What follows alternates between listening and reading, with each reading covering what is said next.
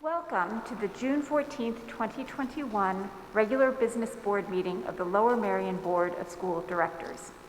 This is the last business board meeting that we will hold in the Lower Merion High School auditorium. We will resume our monthly meetings in the District Administration Building's boardroom beginning with the July 19, 2021 regular business board meeting.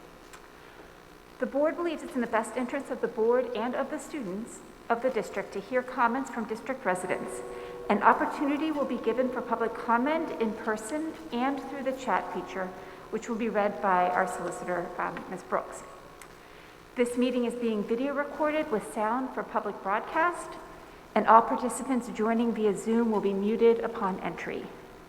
We have a very full agenda today, so I'm going to pass it over to Mr. Copeland to start with the superintendent update. Thank you, Mrs. Klein.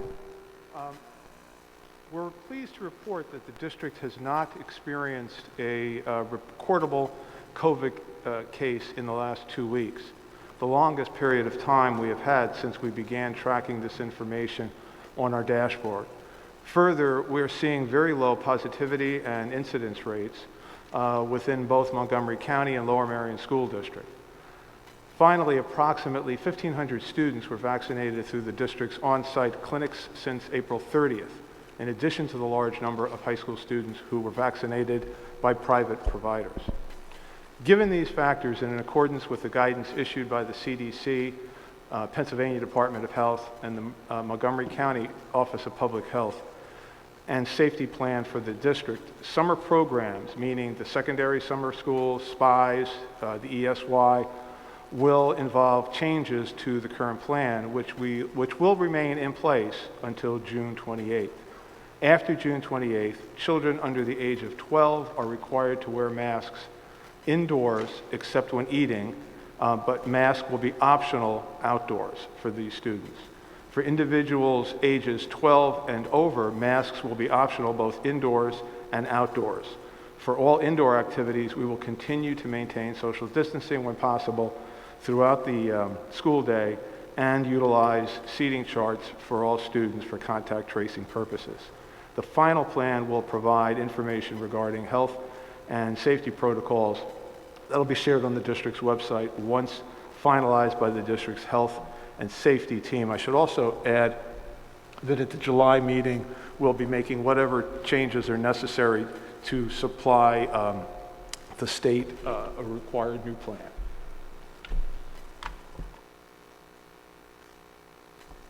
That's my update. Great, thank you. Next we have, I believe, a video for the 2020-21 state champion recognition.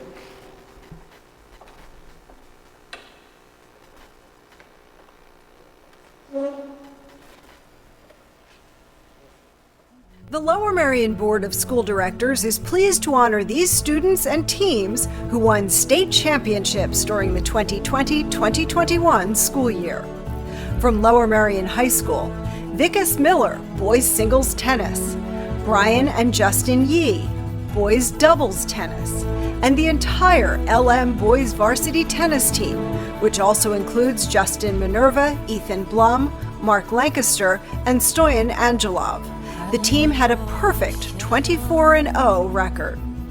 Lower Merion also finished first in the State and Science Olympiad, with the following students winning their categories: Ivan Sanchez and Viamini Vakel for Anatomy and Physiology, Jonathan Zhang and Teresa Lou Romeo for Astronomy, Emily Shang and Sasha Murray for Designer Jeans, Bowen Ying and Owen Weatherby for Detector Building, Emily Shang and Lily Go for Forensics, Bowen Ying and Owen Weatherby for Machines, Bowen Ying and Teresa Lou Romeo for Sounds of Music, Emily Shang, Sasha Murray, and Teresa Lou Romeo for Protein Modeling. The following students from Lower Merion High School were TSA state champions: Elliot Ginsberg, Eric Yang, Ethan Murray, Deval Sharma, Max Sirota, and Annika Naveen for Biotechnology Design, Jonathan Zhu and Ben Reed for Data Science and Analytics, Elliot Ginsberg, Philip Gao, Jonathan Zhu, Christoph Jaroka, Jack Shapiro and Deval Sharma for engineering design. Harper Siegel, Devin Mooring, Claire Sun, and Kate Roser for fashion design and technology. Mona Vakel for fundamentals. Katie Fang and Daniel Bossoff for video game design. And the chapter team of Elliot Ginsberg, Philip Gao, Emmy Wu, Katie Fang, Eric Yang, and Deval Sharma. From Harriton High School, the following students were Science Olympiad state champs. Nina Holland and Ray Ma for Chemistry Lab. Hannah Gao and Sydney Blue Garcia Yao for Dynamic Planet and for Geologic Mapping. Maria Wang and Maria Persaud for Ornithology. And Maria Wang and Sydney Blue Garcia Yao for Water Quality. At Science Olympiad, Harriton High School had the following state champions: Aditi Kardhadkar for Essays on Technology, Andrew Hahn, Noah Braunfeld, Jacob Wanuski, Miles Gee, Sasha Beck, and Tyler Weiss for Music Production, Sam Lineau for Materials Process, and Reese Lineau for Safety Illustration. Congratulations to all of Lower Merion School District's state champs and to their coaches and advisors.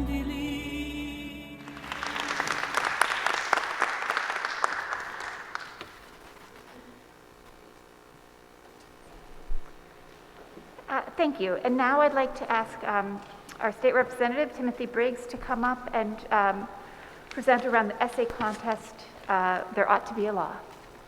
Thank you very much, Ms. Klein, and to the entire board for once again having me acknowledge some terrific fifth grade students. This is the 12th year that I've done There Ought to Be a Law essay contest, and it really is, some years I pick topics that are interesting to me, the environment or safety, or very broad. This year I kept it very broad. The essays, most of them are probably written around January. It took me a couple months to get through them. There was around 500 participants in my 3 school districts that I represent. And so January, a lot was going on in our world. So it was really great to see what concerned the students. And the partnership that the fifth grade classes throughout the legislative district really has been something that inspires me. So I have around 8 or so finalists, and then Lower Merion had 2 winners. I didn't bring them today, but they all should be acknowledged. So I'm just going to go through alphabetically until the winners. Soren Barish at Penn Valley did a great essay on recycling plastics. Rose Caro at Penn Valley thinks grocery store and frontline workers should be paid more. Talia Harwood at Penn Valley thinks healthier food should be prepared in the cafeteria. Jackson Hick at Penn Win thinks corporations should be required to reduce the amount of plastic they use. Hudson Howey at Gladwin thinks we should install speed bumps and more signage to create safer roads for our residents. Gisela Pace at Penn Valley. Also, she thinks customers should be able to bring their own food containers for takeout, which would eliminate single use. Maddie Sylvester doesn't like plastic bags and thinks grocery stores should use paper ones. So those are kind of some new, some old ideas, but all very, very well written.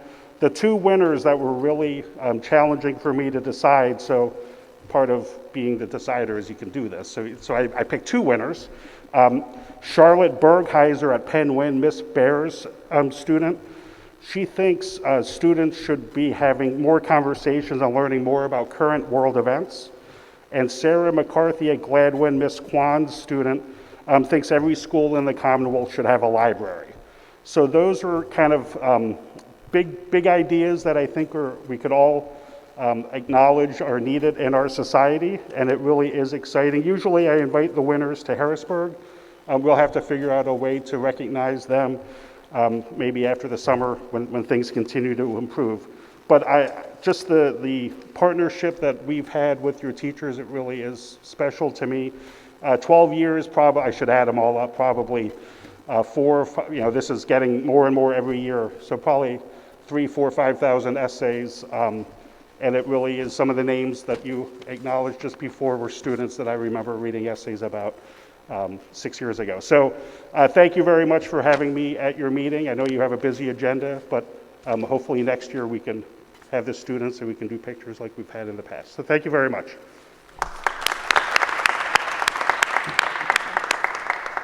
Thank you very much, Mr. Briggs.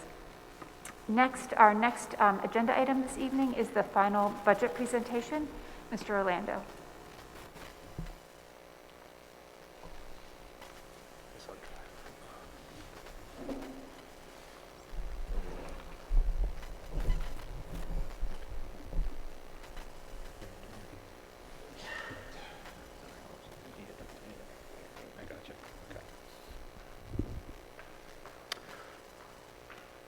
Tonight we have the 2021-22 final budget presentation for this evening. Next slide. Yep. And next.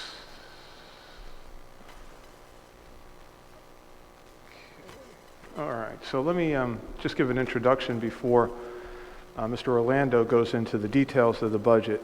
This slide should look familiar to those who have been looking at our budget presentation. Much of our budget increases have been driven by the fact that the enrollment in Lower Merion schools is one of the highest rate of enrollments in the Commonwealth of Pennsylvania. And so over the last 10 years, you can see that we've hired over 100 professional staff. We've put in additions and renovations at many of our schools, and we're the construction of the Lower Merion and Harriton High School, and now we're doing a new middle school. Next slide. So this one's been updated over the past 10 years in the Commonwealth. You can see how many districts there are, how many are in declining enrollment, how many school districts have growth, and how many school districts have growths of over 10%. Next slide. Some things have happened post-pandemic. This year, the enrollment has slowed. So the fiscal year 2021, that's this school year, the projected enrollment was 8991. Now, we ended last spring, at 8,800 students. We were supposed to start at 8991 this past September. We actually had 8672. The projected enrollment going forward for fiscal year 2022 is 9152. Our current enrollment is 8592.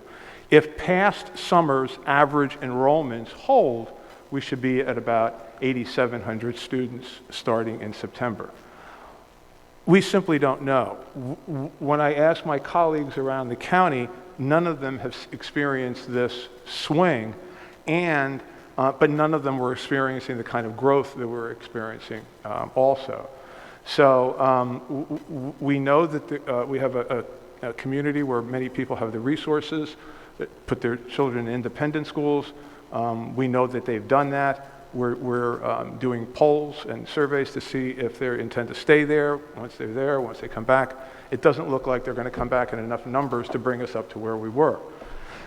So that has an impact on this budget.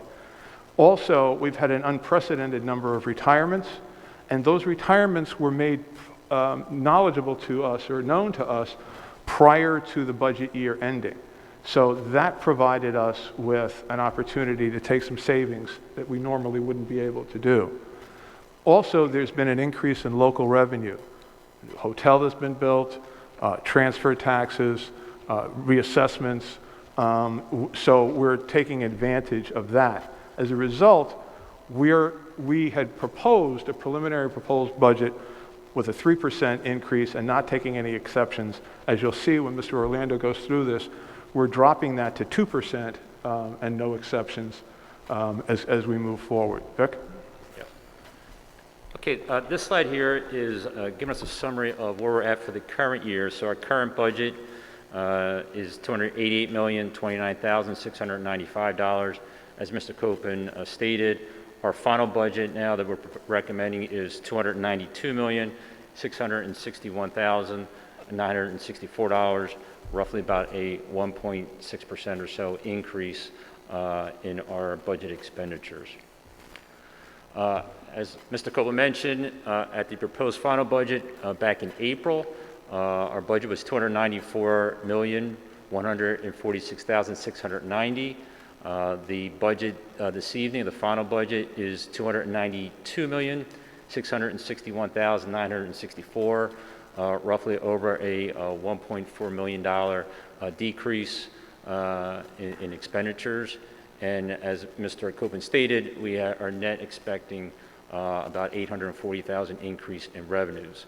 By those items, we were able to have our initial, proposed final budget increase, tax increase at 3%. We're able to reduce that to 2%. So on a median household, roughly about $250,000. The proposed final budget increase was $227,000, and now it would be reduced to $151 increase. So here you can see that $250,000 median household assessment, currently at the 30.173 mils, 1734 mils. It's $7,564 by increasing it 2%.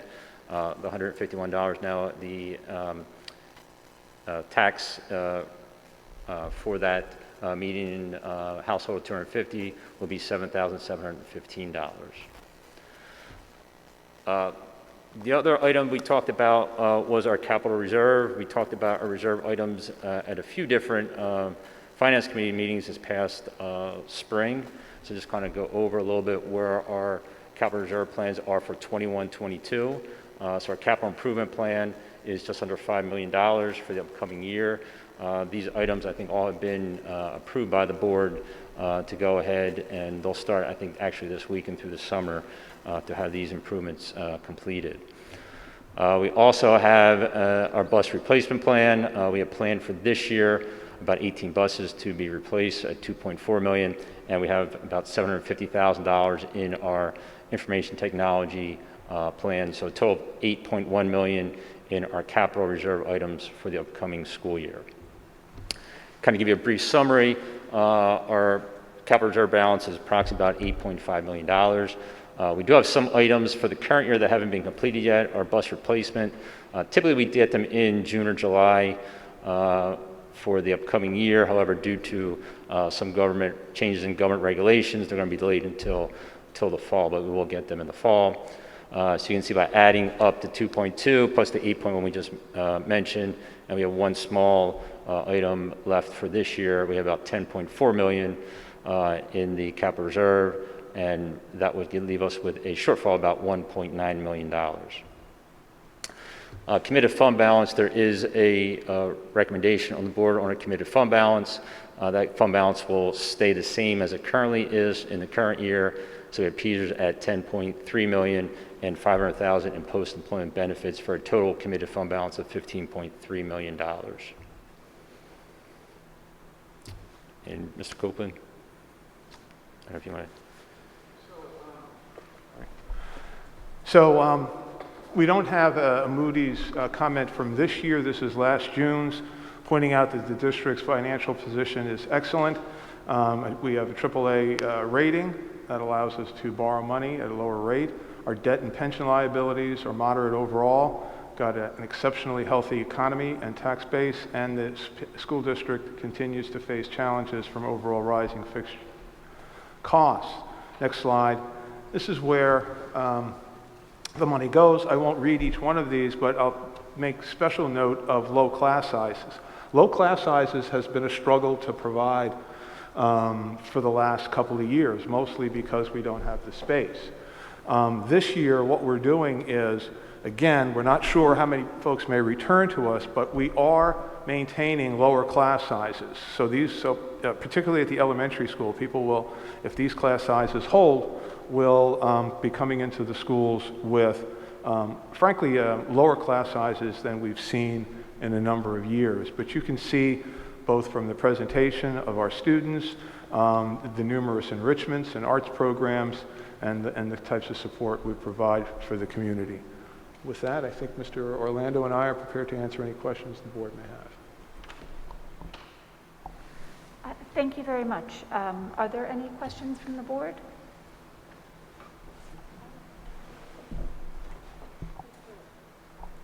Thank you. So if our enrollment ends up hitting the pre-pandemic projections, if our numbers are a little off, or maybe not our numbers aren't off, we just can't predict in this uncertain time, will this budget allow us to support this increased enrollment back to those previously assumed numbers? Well, if we were to open up in September with 9,000 students or over 9,000 students, we would probably have to open up some new classes and provide some support that way that's not budgeted, which means that we would either have to transfer funds in or some other way count for that money because we wouldn't have it in the budget. Having said that, during the course of the pandemic this year, we added about 9.8 positions just to run Lmsb at home and the different programs. Now, those aren't back in the budget, but it shows that when you have a healthy fund balance and you've got a healthy financial position, you're able to make up for surprises.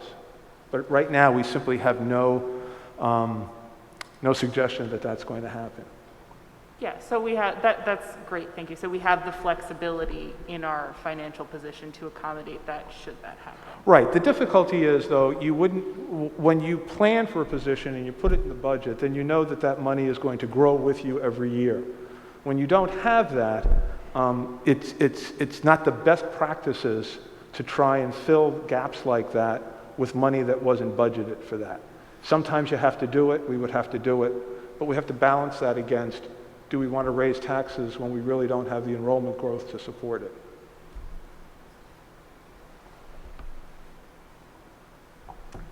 Thank you. Are there any other? Mr. Lee? Thank you. First, I guess I think it's great that we're able to decrease the tax increase for the year given the circumstances, and that we're in a financial position to do so. In slide 11, the capital reserve fund, we have a $8.5 million balance, and there's $10.4 million in spending. Where is that 1.9 being made up? How are we accounting for that 1.9 million shortfall? The 1.9 will come from any surplus from the current year budget will be transferred into the account to address that shortfall. Thank you. Do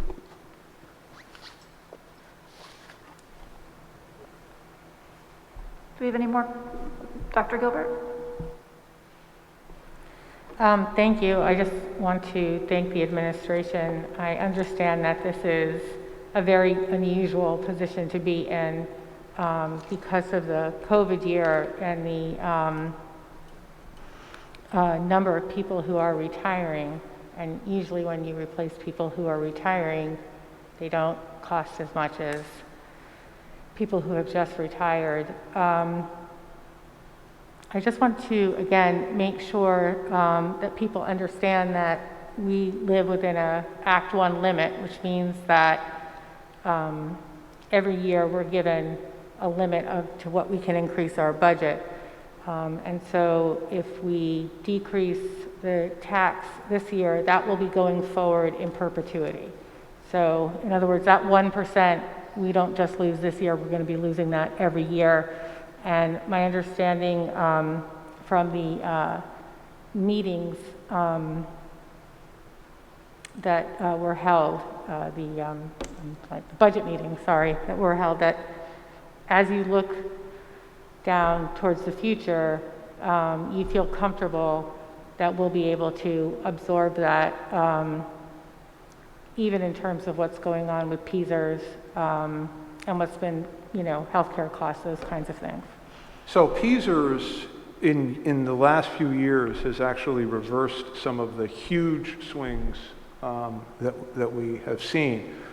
We're somewhat concerned because of the high number of people who are retiring, what impact that will have and whether there will be some need to go back to raising that. Now, we do have $10.3 million in PSERS reserve, and that was boards and administrators long before me who made the decision to have money in reserve for whenever the PSERS would grow. So I think we have a reasonable amount in the reserve, and again, given this year, I got to hope that you're not going to have another series of retirements and so forth and so on, putting strain on the system. Thank you. Can I follow up on that as well? I'm also want to make sure that we have committed to going back to Bala Cynwyd Middle School and Welsh Valley Middle School, because our new middle school is really designed for the strategic plan. It's very exciting what we've been able to do. So we will continue to have the funds necessary to, the idea was to go back and to look at ways in which we could do some internal redesigns as we figure out what's really working at the new school. Sure, and I'll talk a little bit about that when we get to the 5 through 8, but absolutely. So the budget came in under budget for the new middle school. Mm-hmm. That money can be diverted to other capital projects within the district, and so that's all still a possibility as we move forward. And our principals are already, as they've sat in on some of the committees, and we've been working for the last 5 or 6 years. If you look around the schools, you'll see that some of the features that we're looking to build into the building, the principals are trying to jerry-rig and put into place as they are right now. Okay. Thank you.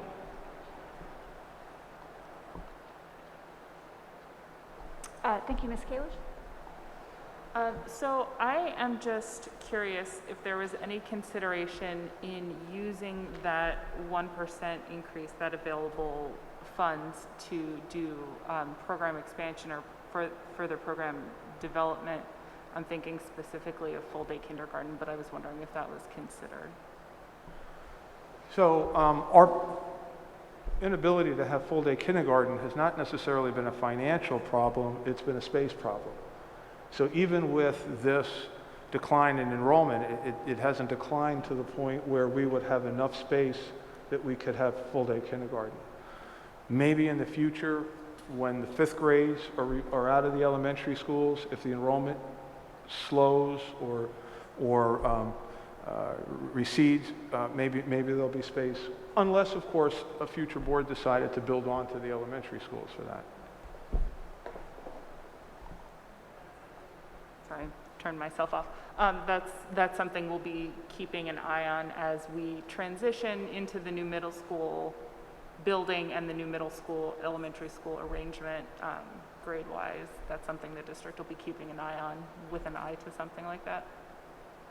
Sure. Great, thank you.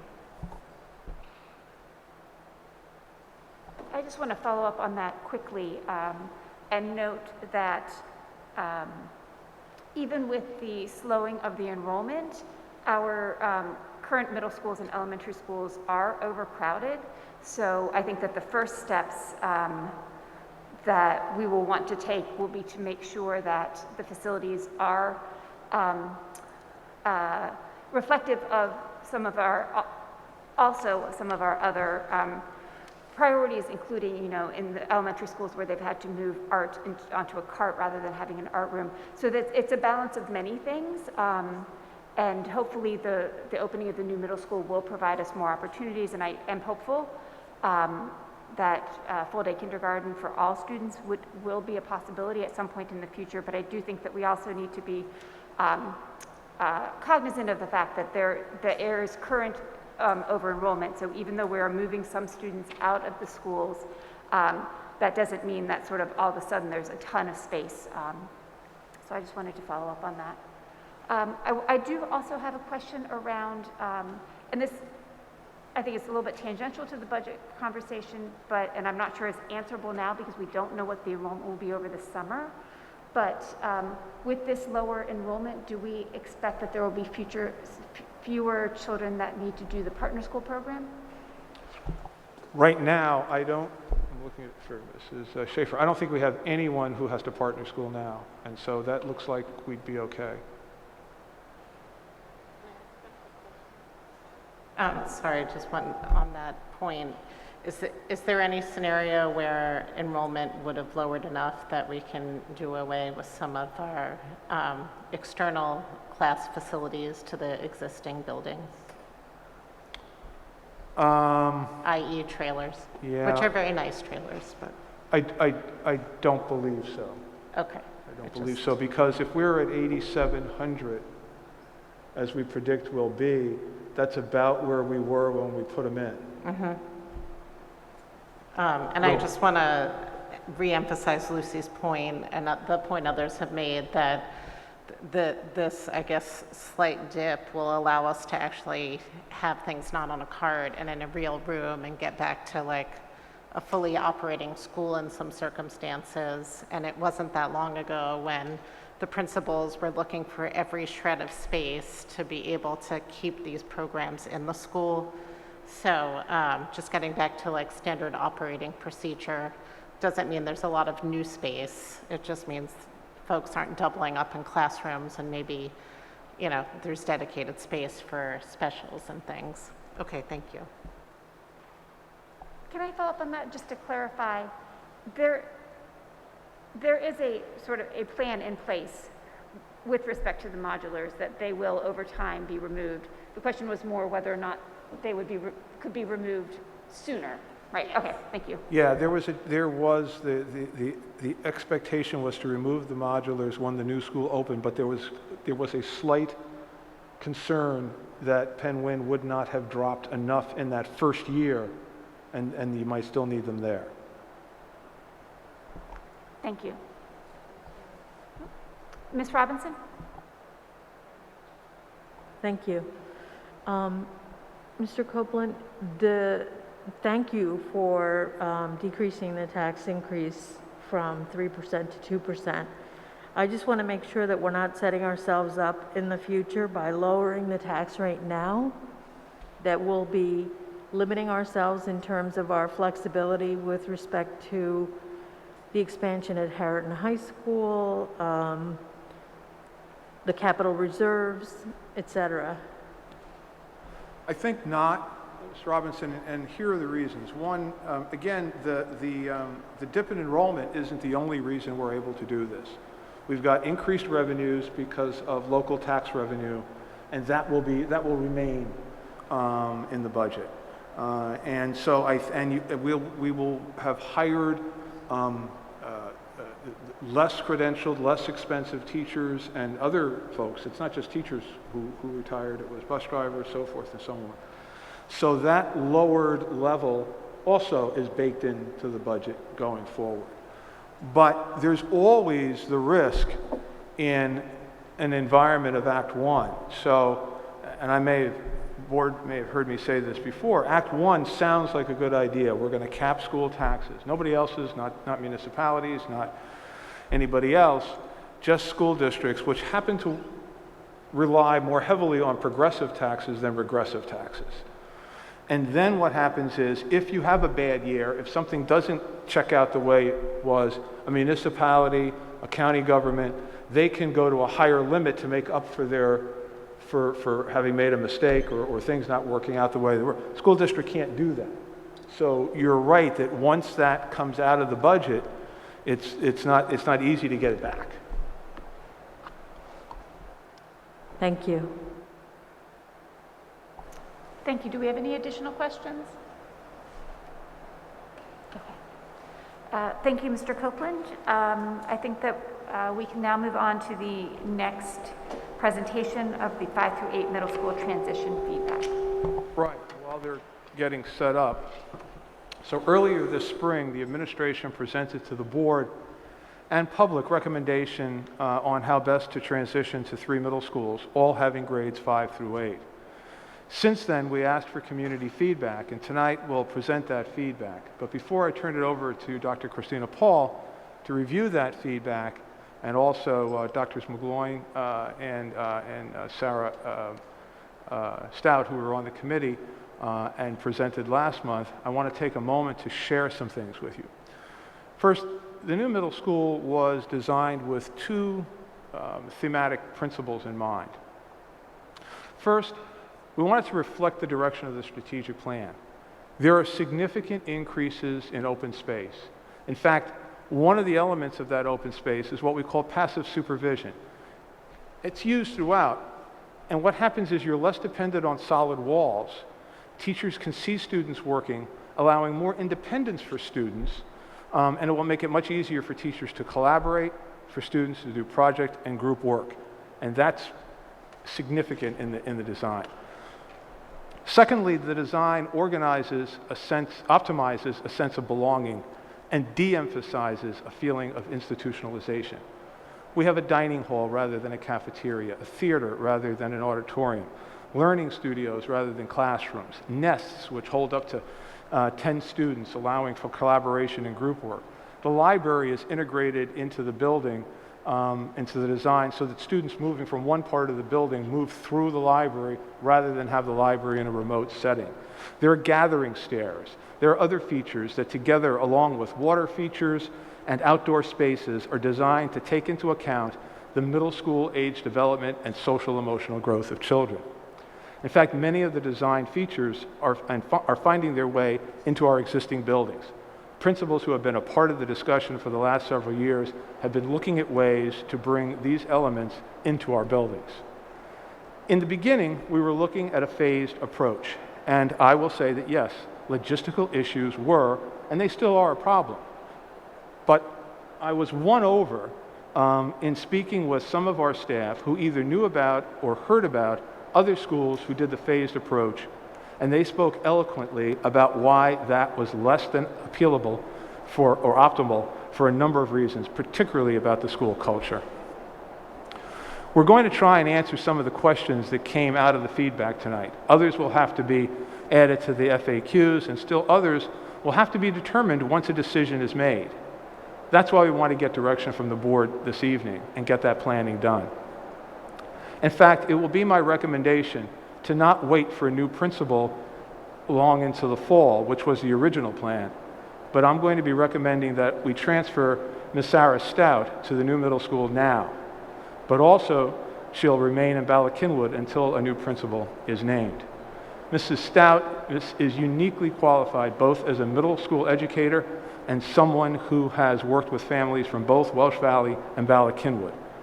Normally, I wouldn't make this recommendation so soon after she began her tenure at BC, but when I approached Sarah, I explained that this is a once-in-a-lifetime opportunity both for her professionally and for the district and the first group of students to enter that school.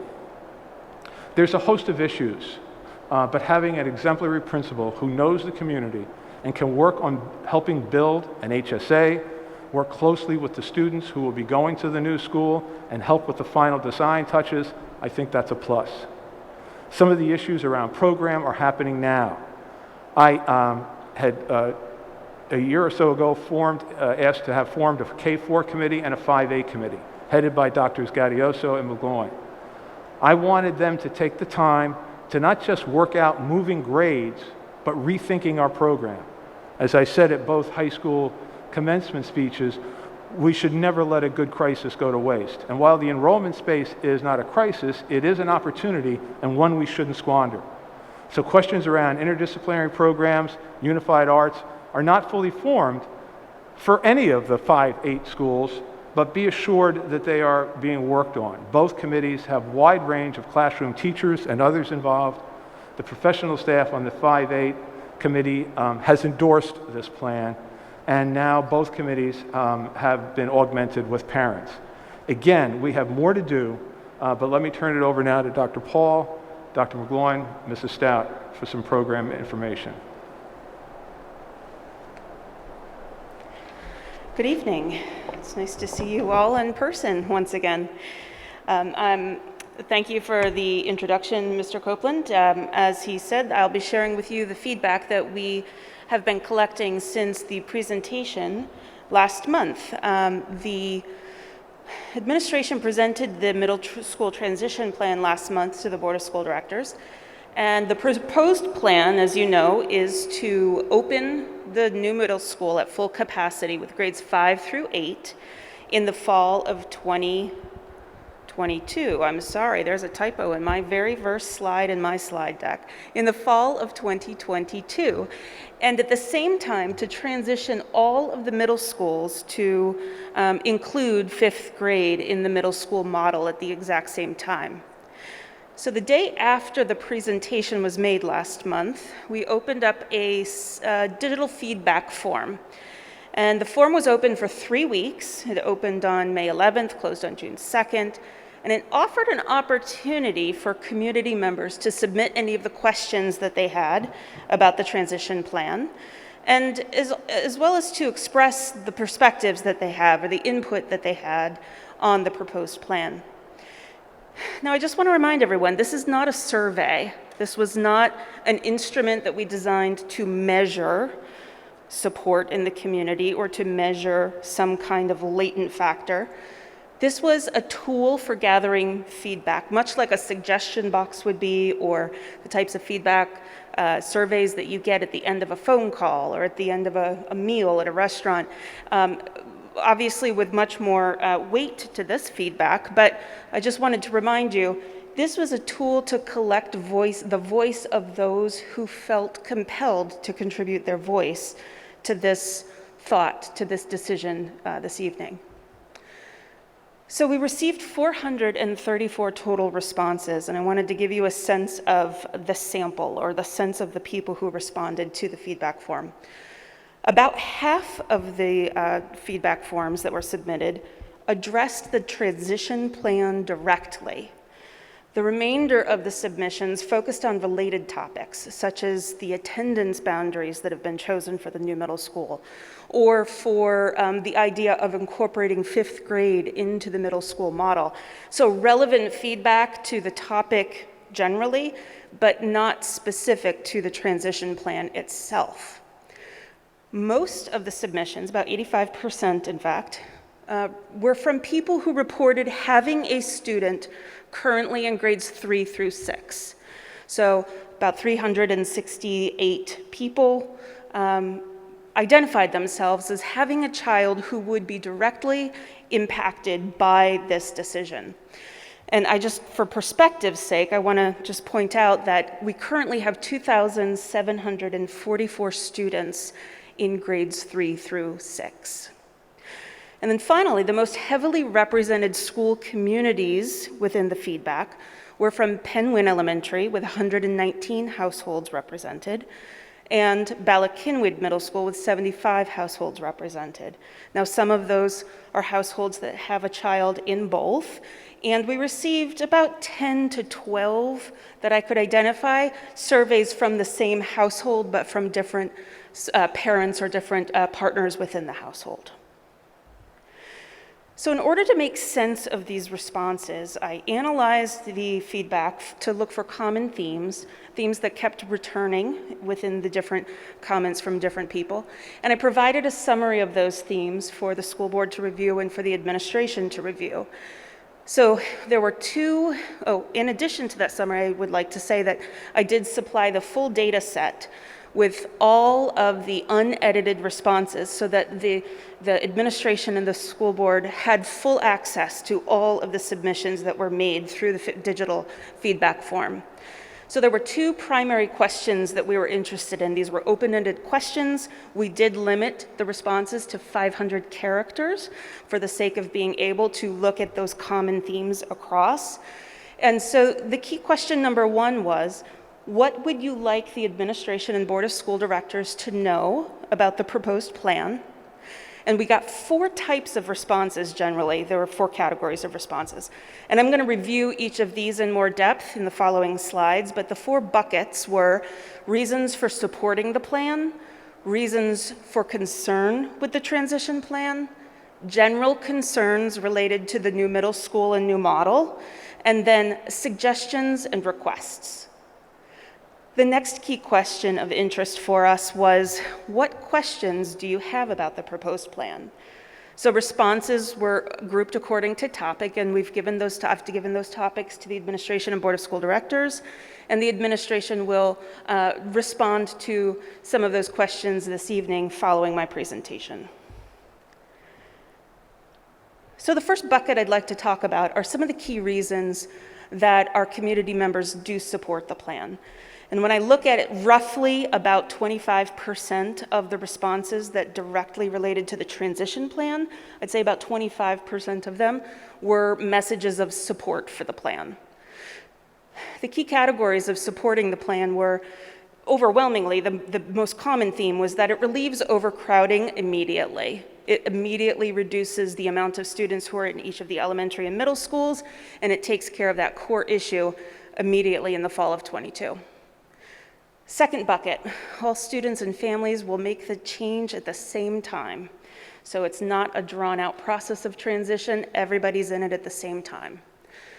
The third category is that the plan keeps households with multiple middle schoolers together instead of splitting them between, say, Bella Kinwood and the new middle school, or Welsh Valley and the new middle school. It accelerates opportunities to build school community as a fully functioning 5-8 school community. This was something Mr. Copeland spoke of earlier when he talked about the feedback that he'd received from different administrators that have gone through this process.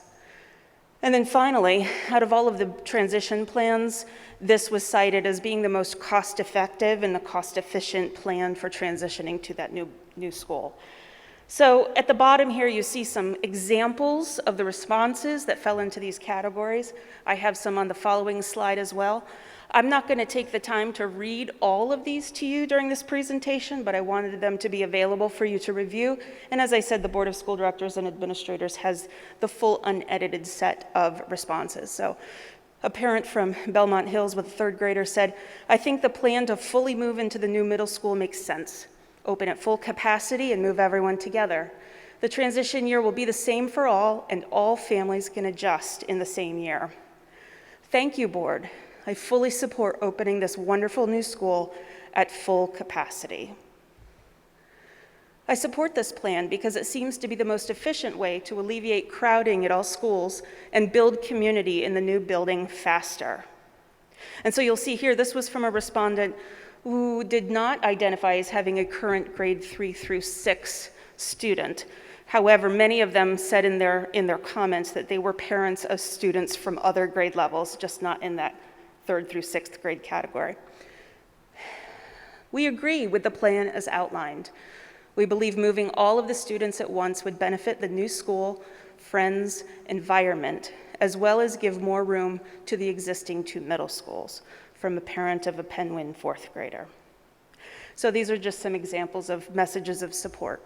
The next category are the key reasons for concern about the transition plan. You'll note that the first 2 of the 3 reasons are in bold text because those were very much the most prevalent of the concerns that were discussed among respondents. So these 3 reasons are, number 1, this is too many transitions for the current 5th and 6th graders. They are the ones who would have to leave their middle school experience to shift to the new middle school during their 7th or 8th grade year. The second reason was because people expressed that they thought the implementation was too soon after this very, very tumultuous year of 2021 with everything that everyone has gone through with COVID. And so many people expressed their desire to let's give the kids a chance to settle back into some kind of sense of normalcy before moving them on to another transition. And then a third but less intense theme that I saw was an expression of saying, you know, the fields aren't ready yet for the school, so why don't we delay the opening of school until the fields are also ready so we can begin the full experience at the exact same time. So some examples of the responses here. A parent of a 5th grader at Kinwood said, "I'm concerned that this plan will require too many transitions for current 5th and 6th graders, following what has already been a difficult time. It will also impact students left behind, not just those who will change middle schools." Over on the right-hand side, a parent of a current Gladwin 4th grader and Welsh Valley middle schooler in 6th grade, "The plan seems to ignore what the current 6th graders have gone through due to COVID. Their 5th grade year end was devoid of most of the usual fanfare of graduating to middle school. They were either fully or partially virtual for 5th grade, 6th grade, will spend 1 year in one school and then abruptly move again for 8th grade, and then abruptly split again for high school. Give these poor kids a break. The bottom comment, these Penn-Wynne Elementary and Gladwin Elementary students will need to transfer too many times and during a difficult enough time during their development. Why wouldn't you stick with the original plan of starting the new middle school with only 5th and 6th graders that are transitioning anyway, and then add a new class each year? By year 3, it will be at full capacity. Please think again of these children's social development and anxiety before thinking of your own agenda. From a parent of a Gladwin 5th grader. The third bucket under this question of what would you like the administration and board of directors to know were more general themes about the changes that are happening. So the first category was the concern about 5th grade students being in a middle school environment. That was by far one of the strongest themes of concern. Number 2 was another very strong theme of concern, which was that Penn-Wynne Elementary School has been chosen as the feeder school, and that comes with longer commute times, longer time sitting on buses, an impact on students' sleep due to earlier pickup times, especially if a new start time is selected, where middle school may start earliest in the school day. So those were some of the concerns there.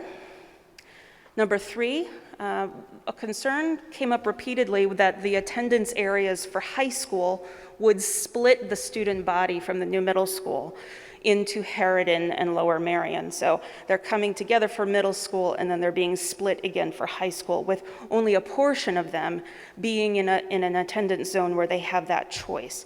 While all students can choose Harridan, not all students can choose Lower Merion. And then finally, several, I'd say maybe 10 to 12 people, mentioned different environmental impacts of the plan generally, particularly around the field space, the concerns around the trees, and also concerns with emissions with all of the transportation and busing that we're going to be doing from one side of the district to the other. So here are some example responses. I am very opposed to moving 5th graders up to the middle school and exposing them any earlier than necessary to 6th through 8th grade cultures. I think we are taking their innocence away and also putting them in a situation they are not yet equipped to handle. My children attending Penn-Wynne and I are concerned about the distance they will travel and the time it will take to get to the new middle school. This concern is increased if and when the start time of middle school is shifted to an earlier start. Up in the top right-hand corner, as the parent of a current 5th grader in Penn-Wynne living near City Line, I'm very concerned about long bus commutes to a school at the other end of the district, and also the impact on our ability to engage with after-school programs. I'm also concerned about the impact of school start times on this choice. I just wish there was a middle school nearer where I lived. Down in the bottom left corner, I'm concerned about the unnecessary traffic that will be caused by busing students from Penn-Wynne to Villanova. I'm also concerned about the impact this plan has on our canopy. So I won't read all of these, but they're there for your review. Finally, under this category, this particular question, there were a number of suggestions and requests that I wanted to bring to your attention. A number of people urged the board to reconsider the idea of redistricting so that we can get away from this idea of having Penn-Wynne and Gladwin as the elementary schools and instead redistrict in a way that geographically may make more sense for feeding into the new middle school and then the high schools. The second suggestion, or set of suggestions I should say, was to consider delaying implementation of the plan for 2 different reasons. Number 1, to give a little distance, time and space between COVID and this new set of transitions for these students. And then the other reason was to wait until the field spaces are also available so that everything can open at the same time. The third set of suggestions had to do with giving students and families choice. So the students who are in Penn-Wynne Elementary School attendance boundaries right now, there was a suggestion that You allow the students who will be in 7th and 8th grade, who will be shifted to the new middle school, to allow them to have the choice to go to the new middle school or remain in the school where they started their middle school experience. And then the other idea was that you allow the students who go to the middle school to have a choice, an open choice between Lower Merion and Harridan high schools once it's time to shift to 9th grade.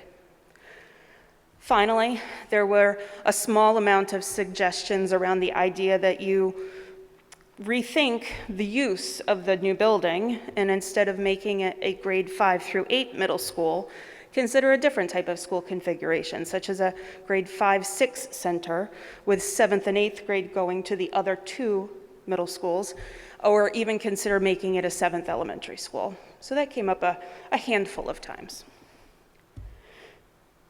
So the next set of themes that I'd like to share with you are about the questions that people submitted. And they generally fell into these 5 categories that I'll go through pretty quickly, because then we're going to have the administration come and respond to these topics and these areas.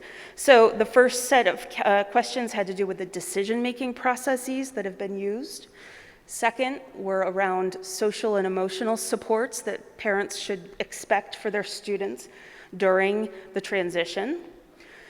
Third, here are a small number of questions about the programming that would be available at the new middle school.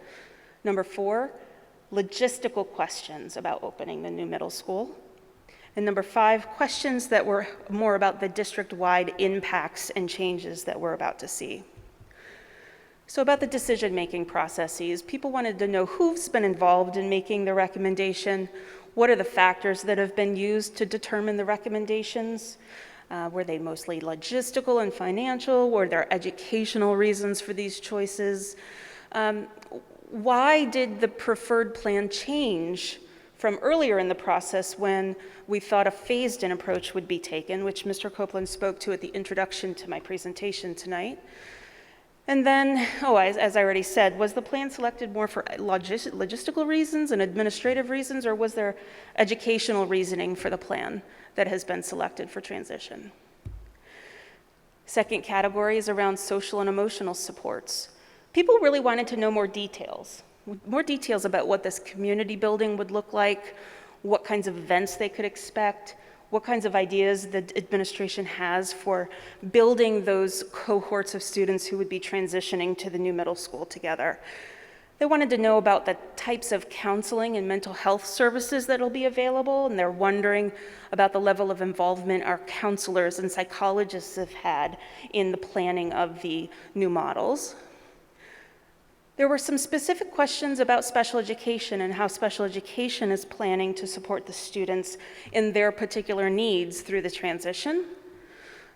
And then the last set of questions had to do about providing those set of special experiences that elementary school students typically have in their 5th grade year. How will we support those special experiences this coming year for both 4th and 5th grade, as they both will be spending their last year in elementary school? And what level of involvement may we expect from the HSAs in those plans? And then finally, how will the 6th and 7th grade students be teamed during this coming school year in anticipation of the split off to the new middle school the following fall? Very quickly, some questions about programming came up. They were around, many people asked about the interdisciplinary programs that are available at the current middle schools and whether those programs or similar programs would be available at the new middle school. And then the second bullet point is about the students who will be leaving Welsh Valley and Bala Cynwyd, and if they have already begun in being involved in clubs and activities, will they have those same clubs and activities at the new middle school once they arrive? So it's that continuity of experience with the extracurriculars and activities.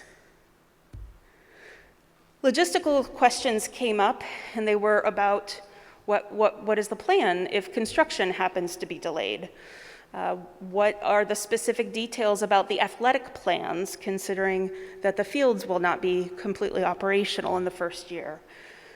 Will there be outdoor space that is adjacent to the building for those outdoor activities and for some athletics during the school day? What kinds of play spaces and physical activity spaces are right on the campus? Lots of people had questions about transportation. How long will bus rides be? When will we find out what the bus schedule will be? What is the timing? What will happen if we find out that our students on the bus for more than 30 minutes? How will that get rerouted? Those sorts of questions.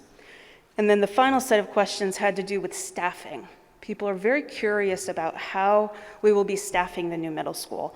Will current teachers from the middle schools move over? Will we see a slew of fresh new faces? Will the levels of experience and quality of teaching be similar or the same across all three buildings? So lots of questions about staffing. The final set of questions are more district-wide impacts. First, a lot of people are curious about how this grade 5 through 8 middle school model is actually going to work in terms of keeping the 5th graders separate from the 8th graders. What kinds of physical spaces will be used? Will the lunches be different? Will the buses be different? Will the classrooms be separated? There were questions, a lot of questions about whether or not 5th graders would still have some of those elementary school experiences of recess and physical activity and lots of movement throughout the day. A number of people said that they were concerned about after-school childcare for their 5th graders and wondering whether that childcare would be available in the new middle school. Again, questions about extracurricular clubs, opportunities, and activities. What will be available exactly to the 5th and 6th graders? People who were considering whether, considering that their child would be remaining in Ballackinwood or Welsh Valley had lots of questions about those buildings as well. How will the space be reconfigured to accommodate a new grade level? And will we expect to see renovations, both inside and outside of the building, that will bring it up to the same level of innovation and modern approaches that we see in the new building? There were quite a few questions that had to do with start times and whether or not they should expect to see a change in start times in the coming years, when they might expect to see changes, and whether or not that would affect the middle school being in the first position instead of the second position as it currently is within our 3-tier system. Finally, lots of questions about full-time kindergarten and whether or not this idea that elementary schools will be losing their 5th grade, whether or not that would open up our opportunities for having that full-time, full-day kindergarten experience, which was already discussed earlier this evening as well. So that's a very brief review of all of the feedback and the questions that were received through this digital form. I hope this summary was helpful in weeding through all of that feedback. And I'm going to kick it over to Dr. McGloin and Sarah Stout so that they can review some of their responses from the administrative point of view.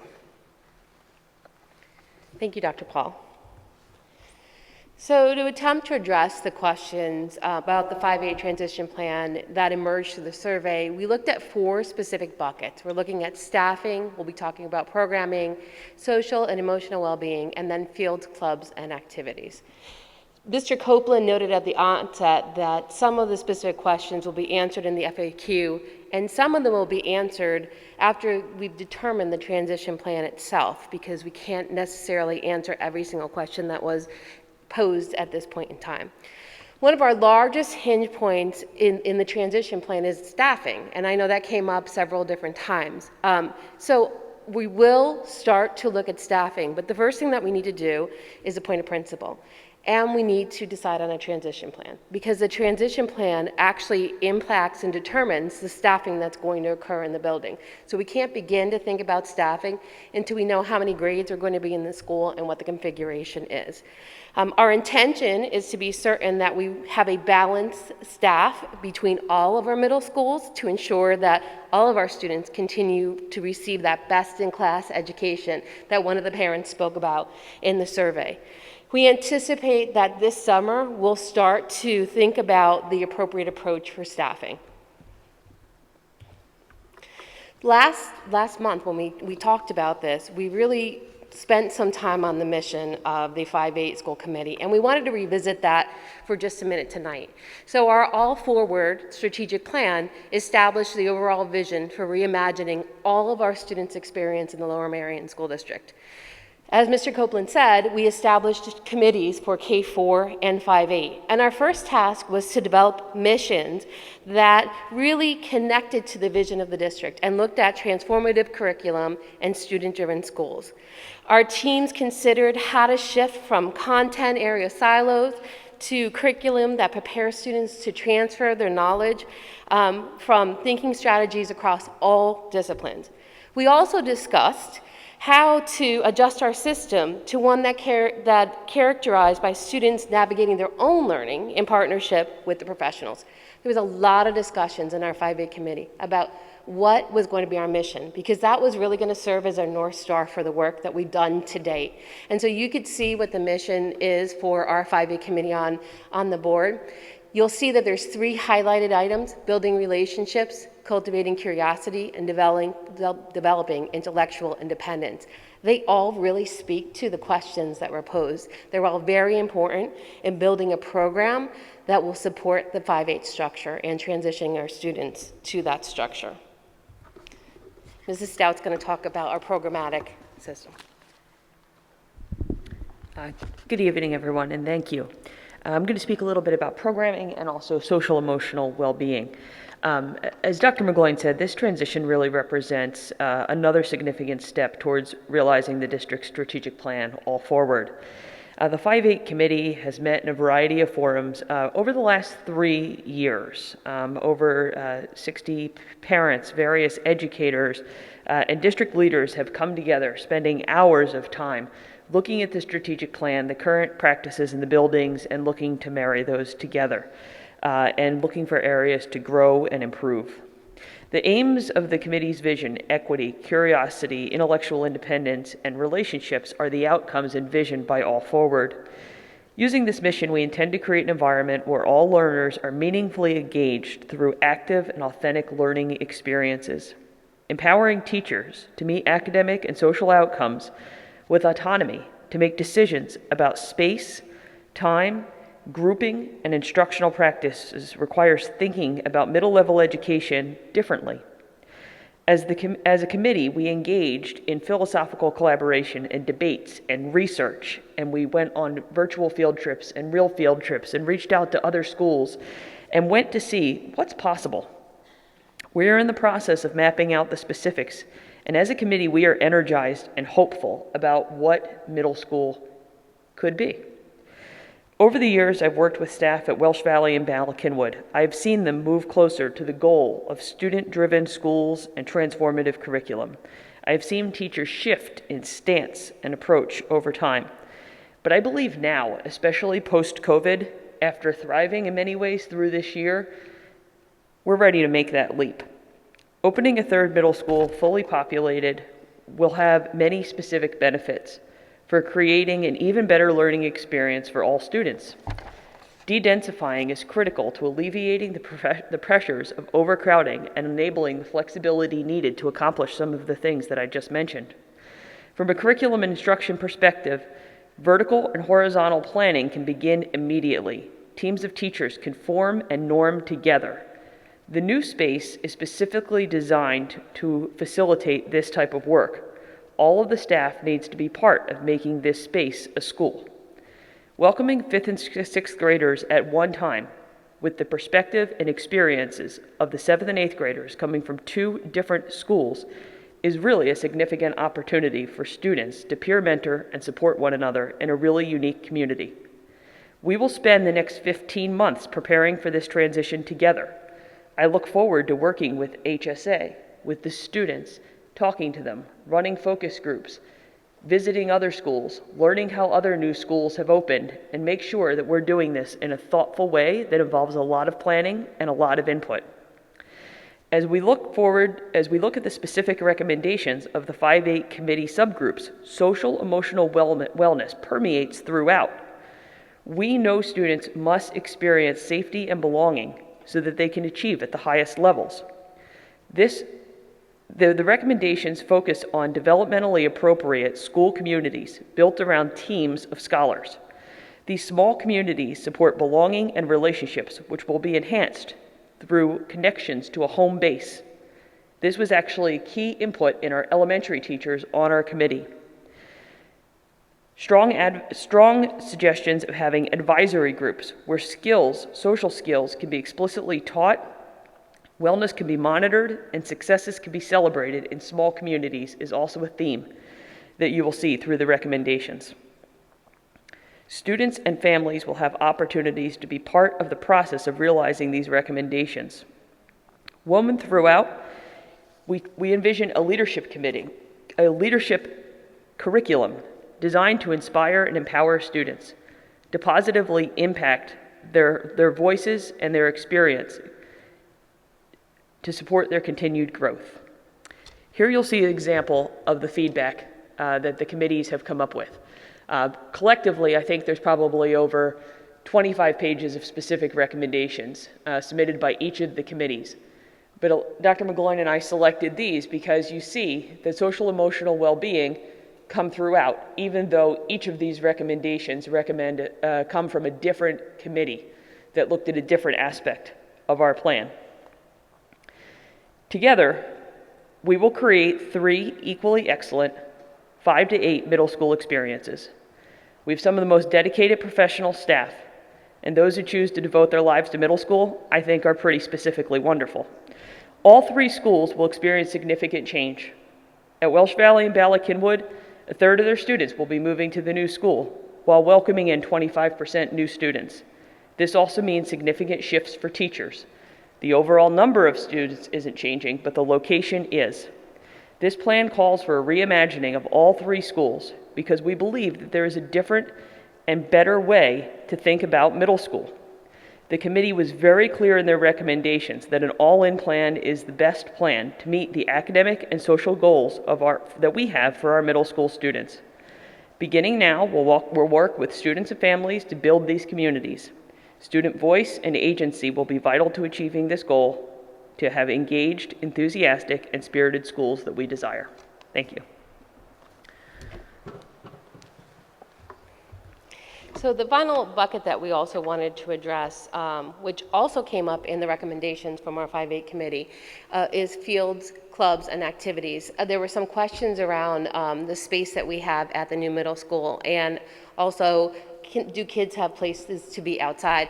I think we probably hit that the last time we talked, but I just wanted to revisit it tonight so that everybody understands that the middle school actually will open with some field space. There will be tennis courts there will be a playing field and a stadium, a practice field on school grounds. There's also going to be a playground on school grounds. And so there's going to be a basketball court and some playground equipment for our students. So the board and the administration has been very thoughtful about the outside space for our students and making sure that we still have the ability to have students be at recess and go outside and be active.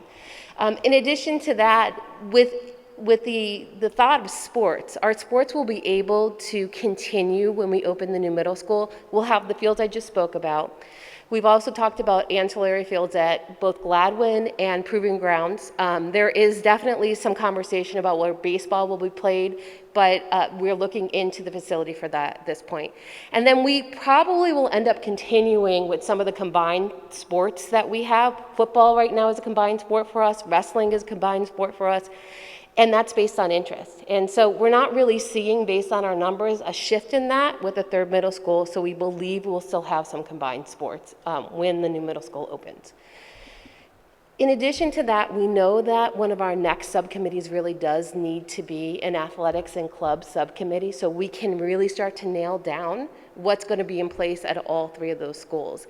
One of the recommendations from the 5-8 committee you could see up there, which is to create opportunities for students to participate in extracurricular clubs and activities during the school day.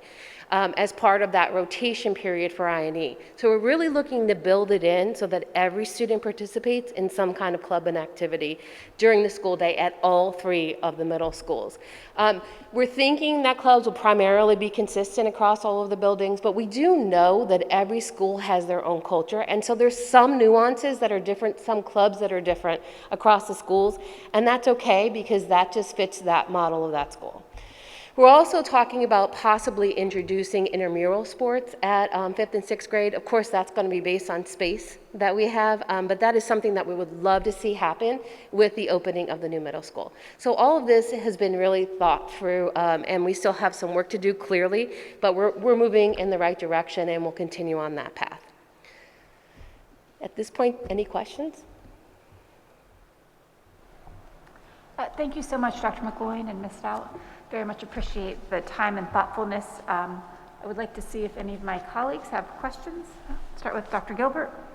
I don't have a question at the moment. I want to say thank you to everyone for all the incredible hard work that's been going into this at the same time that everyone's been dealing with COVID and having to reimagine school. So this has been quite a heavy lift for everybody involved.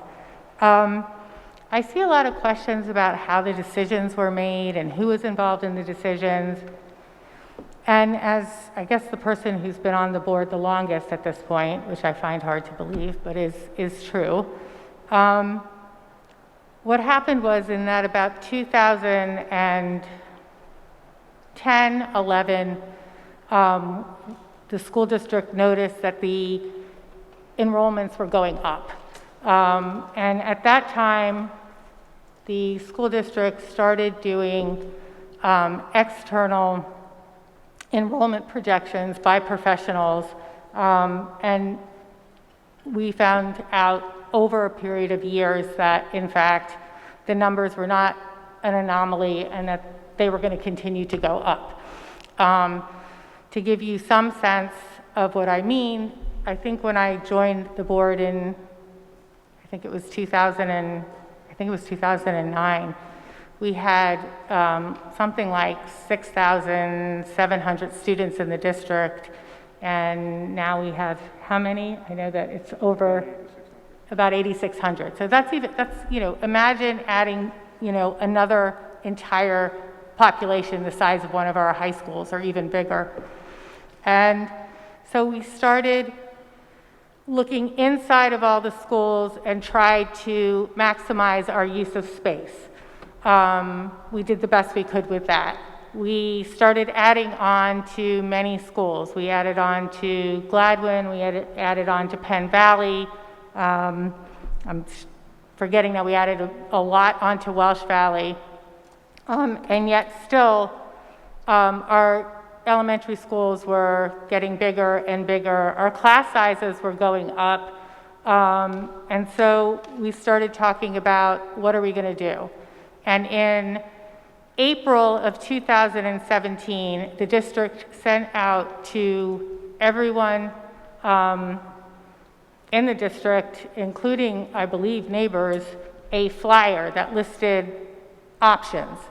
And the options included adding on to more schools, which would have included Penwyn, adding on to Penwyn Elementary School, and adding on to Ballackinwood Middle School. That was one of the options. It was called neighborhood stabilization. And many people in the Penwyn community came out against that plan. They didn't want to add on to the school. The other possibility was a new elementary school. The problem with the new elementary school, anything other than neighborhood stabilization meant we were going to have to find land, which I'm sure everyone has heard was not an easy process to find land. So if we hadn't found land, we would have had to have done neighborhood stabilization, which in fact would have been the least expensive plan. When we were looking at the potential of a elementary school, and we were looking all over for that, the concern with the elementary school was, first of all, it was going to mean cascading redistricting, meaning literally almost every school was going to experience massive redrawing on the lines. But even more important than that, what it was going to mean at some point was that Ballard-Kinwood students would have had to have been redistricted to Welsh Valley, because there was we were going to add on to Ballard-Kinwood, but ultimately, as many people know, there's not enough, you can't grow much more at Ballard-Kinwood Middle School, and so we were going to have to look at ways of adding on to Welsh Valley, and we would have had to have redistricted there. There were other ideas, such as a kindergarten center, which we looked at. We talked about the St. Justin's property for a kindergarten center at one point. Unfortunately, that wasn't going to solve the problem because there were more kids than we could possibly, the kindergarten center wasn't going to solve the problem. And when we looked at the middle school, we talked about lots of different options around the middle school, including, I think somebody said, made the suggestion of keeping some schools as 7-8 and the other as 5-6. And the problem is the amount of busing across the district you were going to have to be doing crossing over each other was prohibitive, cost prohibitive, and environmentally prohibitive. And as you know, we've always had a problem parking buses, so that was a major problem. When we got to the middle school, we were talking about it before, but between April 1st, no, not April 1st, I don't know, but whatever it was early in April of 2017, and I think it was in February of 2019, I believe, which was when we actually said we were going with the middle school option.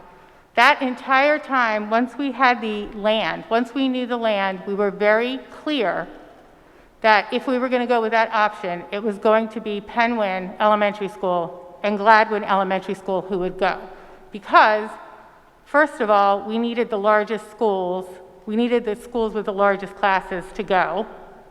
And secondly, Penwyn is actually, it's sort of equidistant between Ballard-Kinwood and the new school. And in fact, those children will not have longer bus rides. We have promised that those children will not have longer bus rides, and we can do that. The folks at Penwyn who did not want neighborhood stabilization wanted us to redistrict Penwyn Elementary School, and in particularly said that they wanted, just leave the kids who walk here and the kids on the bus could go someplace else. And we were very clear that the kids on the bus were in majority kids from Ardmore, and that we were not going to make the Ardmore community be at the center of another redistricting, because Ardmore community has been at the center of every single redistricting the district's ever had. So the solution of the middle school, and to have the 3 middle schools, was, while very, one of the more expensive options, gave us the most flexibility moving forward, so that if in fact our numbers dropped, we might be able to bring the preschoolers back in, which we used to have when my oldest son was in 1st grade. The preschools were all in the elementary schools. Our class sizes were lower. And potentially, of course, the full-day kindergarten. So I'm saying this because I hear people saying now, how are these decisions made? Who was making these decisions? And we were making these decisions, and people were coming to talk to us, and we had, there were surveys, there were all kinds of things going on over a period of, at a minimum, 2 years. So I'm saying this because I want people to understand that there was a lot of thought and effort that went into this and into looking at different decisions, and that it did not happen overnight. It wasn't a decision. It was made in public over and over and over again at lots of meetings. And if you go to our website and you go to enrollment growth and you go to all of the lists of meetings, you can see the meetings about enrollment growth going back, and the discussion of the middle school going back at least, I think, 3 years. So I'm saying this because I want people who are now sort of raising these questions to understand that there was a lot of discussion and there was a lot of pros and cons to different approaches, and that the main thing that we were able to do, which we didn't know whether or not we were going to be able to do, was actually find land. Because the existence of the amount of land you would need for either an elementary school or a middle school was virtually impossible. And there were many discussions about various different places that might happen. So I wanted to just say this because I understand people's concerns, and I'm going to let other people talk about sort of what it means to have a 5 through 8. We talked about when we were designing it that the 5th and 6th graders would be closer to each other, and the 7th and 8th graders as well. That was something that's done at Welsh Valley. I'm not as familiar with BC, so I'll have to let somebody else say that, but I know that that's been done. There has been a lot of thought into the building.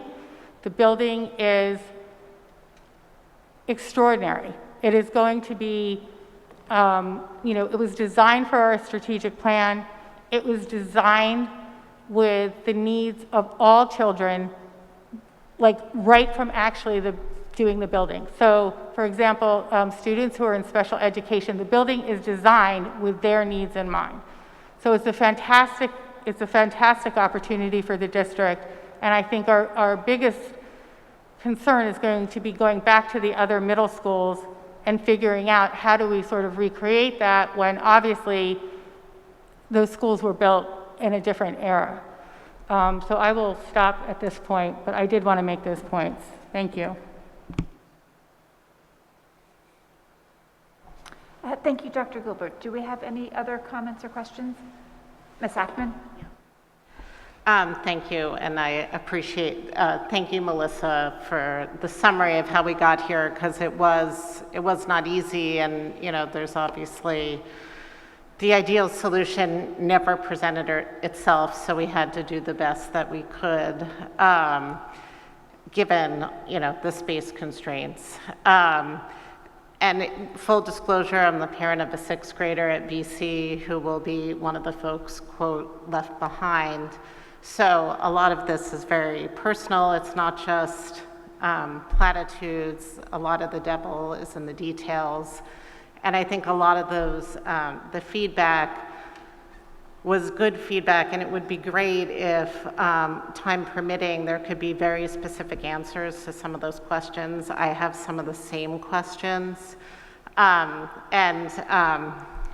much as I'm very happy for Sarah Stout, who's going to lead this gorgeous new school, I think the BC has been through a lot of transition, and you are pretty new, and you've done an amazing job building the community there, including like frequent communication with families and kids. And given the fact that especially the current 6th grade is really not going to experience, quote, hopefully next year will be a normal year, but every year is going to have a lot of change for them.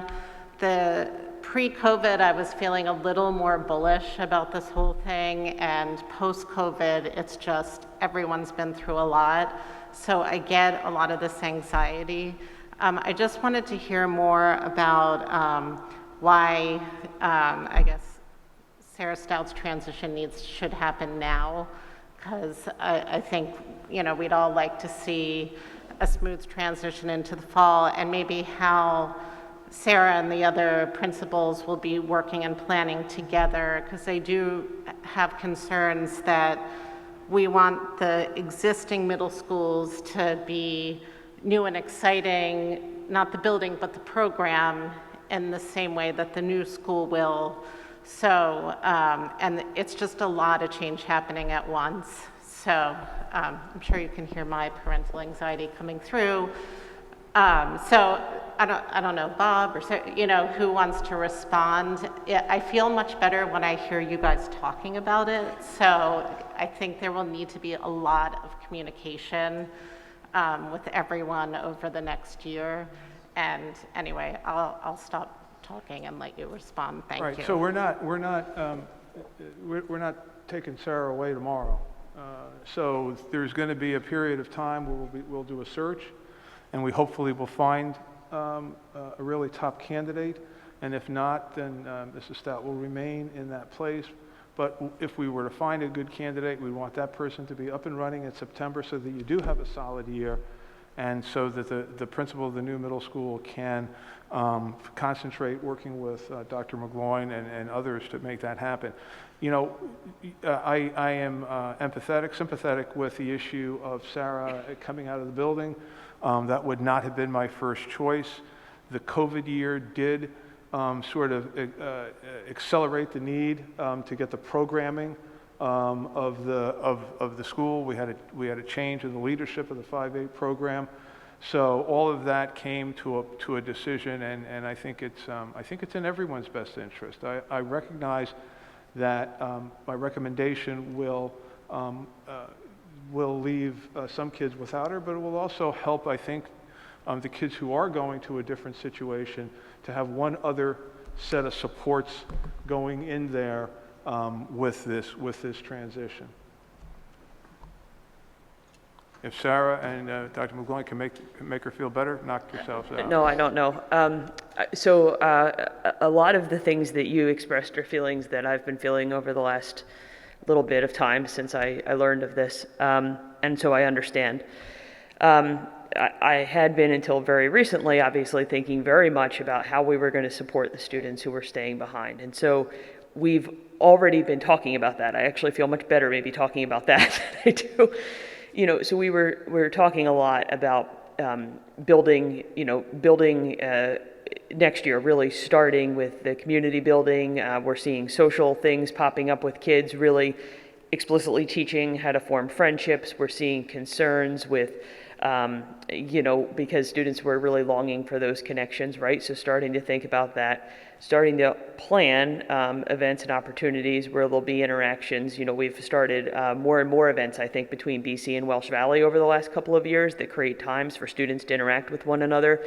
Mini-thon, Spirit Day, actually a highlight, I think, of sports this year was playing each other so much, right? And really getting to know one another. So there are ways that we can continue to do that and build those sort of things.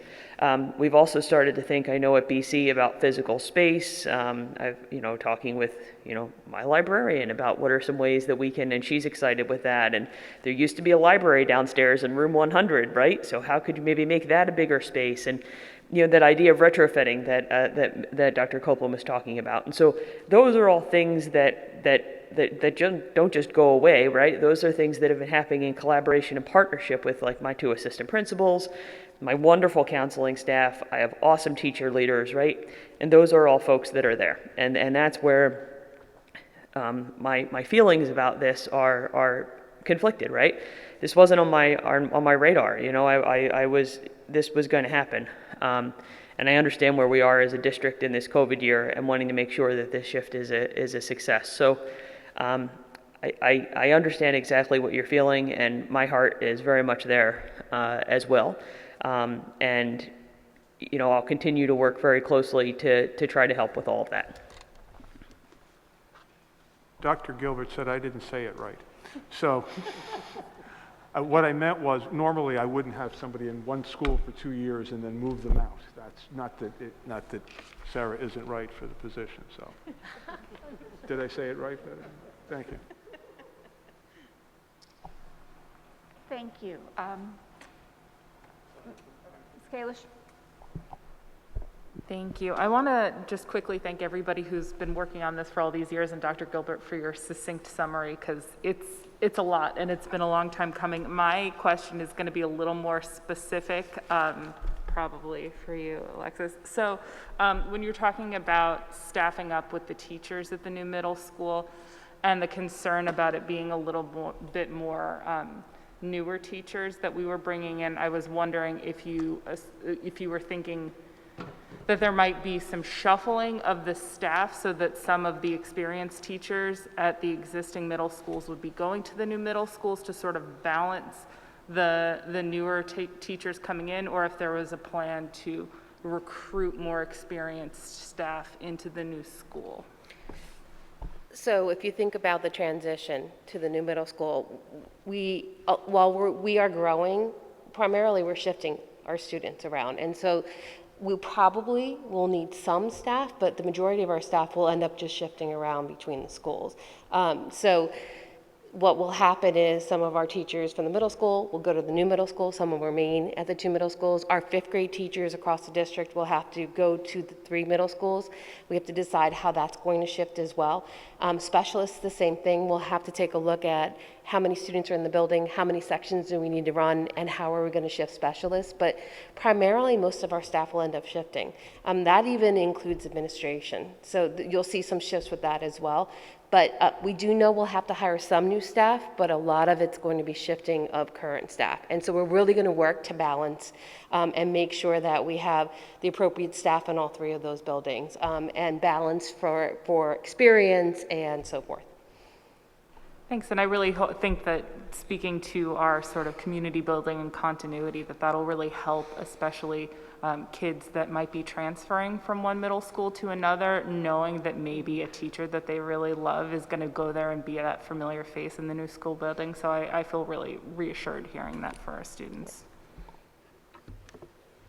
I just wanted to follow up on that because my question was similar to that. So if I am understanding correctly, whether or not, like, let's say we weren't building a new middle school, we still had X number of students, right? With so many teachers for all of them. So with a third middle school, it's not necessarily that we need a whole middle school full of new teachers. It's redistributing sort of where those teachers are. And there are probably spaces where there will be some new teachers, but it's also likely that those new teachers will be sort of peppered in all the different schools, you know, the elementary and the middle schools. Is that a fair? Yeah, and you're going to need a librarian. You're going to need, you know, some of those sort of singleton kinds of experiences. Also need new custodians. You need new grounds people. There's a whole ramping up process. But by and large, and it may not be your current fifth grade teacher. Some of them may say, you know what, I'd rather than experience this new situation, I'd rather have a third grade or a fourth grade class. So there is a situation. So some of this we will sit down with LMEA, and we'll work out some processes going forward about how the school is staffed. So the teachers also will have some level of opportunity. They'll have an opportunity to express where they'd like to be. Thank you. Mr. Moore? Thank you. Thank you all for all of your hard work in pulling this together. I wanted to touch on one of the suggestions, and I know, you know, some of the shifting is Dr.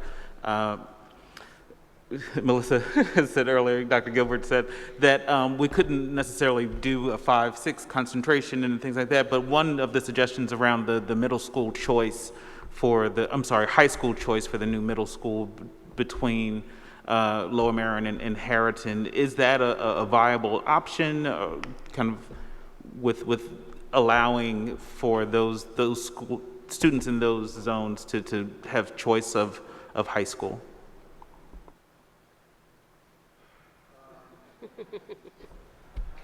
It depends on what you allow and what choices you make. I mean, if right now, Lower Merion High School has the larger enrollment, it's closer to I think it's just under 1,600. Harriton is right around 1,350, I think it is. So you've got almost a 250, 300 pupil swing. If people choose one way and not the other, you could end up with an underpopulated school and an overpopulated school. So that's the problem with a wide open choice situation. Thank you. Mr. Driscoll? So thank you. I do have to correct Dr. Gilbert on 2 facts. She got 99, but she did forget we issued 2 letters of intent to St. Charles Borromeo, who never answered us. They never answered us. And Friends School over on Old Gulf near Penn Valley. So no, it was a public letter of intent. So the whole issue was we tried to find properties in the east to alleviate, because when you look at the population, if you draw a line through Lower Merion High School with City Avenue as your other boundary, which is about 1/3 of our geographic township space, it's closer to like 2/3 of our total population. So the other 2/3 of our geographic space from Lower Merion High School out to Madison Ford Road only covers 1/3 of our population, which kind of leads you to where we are. There's no land in the east. What little land is left is in the west. We all would have preferred not that far west, but it's all we could find. And then when you couple that with looking at what's available, so I recognize that busing is an issue there, but there wasn't much of an option anywhere else. That was really the problem. So I did want to comment that, I hear this, why are you there? Again, Dr. Gilbert's point, people think we threw a dart at a dartboard and said, yeah, that's where I want to build this school. It was a lot of effort just to find this property. And the only comment I will make about the playing fields, I think it's a fair question. I would like us to keep on schedule with the playing fields, but that's not looking good. And I find that horribly frustrating in this township, that the thing we're trying to do is provide a full academic experience for these middle school kids. And it's hard. And I'm trying to understand, why is that so hard? And I don't get it. Sitting here for 8 years, I still don't get it. I hope we can get it on track, get it built, and give these kids what they deserve. A full middle school experience where they have a home field. It's their field. They'll play home games there. I recognize some of our other middle schools can't. I believe Bella Cynwyd track isn't big enough for home tracks because it's not regulation. If I had a magic wand, I would make it regulation so they could have a home track meet. But to the extent we can give them something of a full experience, let's at least do that. So I say that to be, people say wait until it's all done, the fields. I hope it's done on time, but I'm not feeling the warm fuzzies that it could be given the litigation issues we're seeing. And it's disappointing that, to be honest with you, township staff rejected the plan back in about 2 months, April. Said, don't build the fields. Reject the plan. That's what they wrote. So anyway, those are my sense on how we got to where we are, which is very frustrating for me. As far as the transition, I get it, but I also have a lot of faith. I've seen this staff works, and Bob Copeland has said they just did how we do education differently. They built the plane while flying it. I think this staff can help these kids manage these transitions. It won't be easy. I won't say it won't be easy, but if anybody could do this, it's our team. So thank you for the presentation. Thank you. Ms. Ackman? Yes, just going back to the comments about transitioning staff and how that will happen. I just hope there's some fair balance of who moves and who doesn't. Certainly, we have so many excellent teachers, and so I think it'll be good for those who stay to have familiar faces and those who go to have familiar faces. But I think if there's some obvious fair balance among the two, that would be important. So as this process unfolds, there's a lot of small things like that, I think, that could impact the culture of the schools. And to Ben's point, we all know there's some real teacher leaders who form have open doors and form very close relationships with students and really almost are like counselors through the tumultuous middle school years. And so just as long as there's a sprinkling of those people throughout the 3 schools, I'm sure you know who they are, I just think those are like the little things that are really important as we build new cultures at all 3 schools.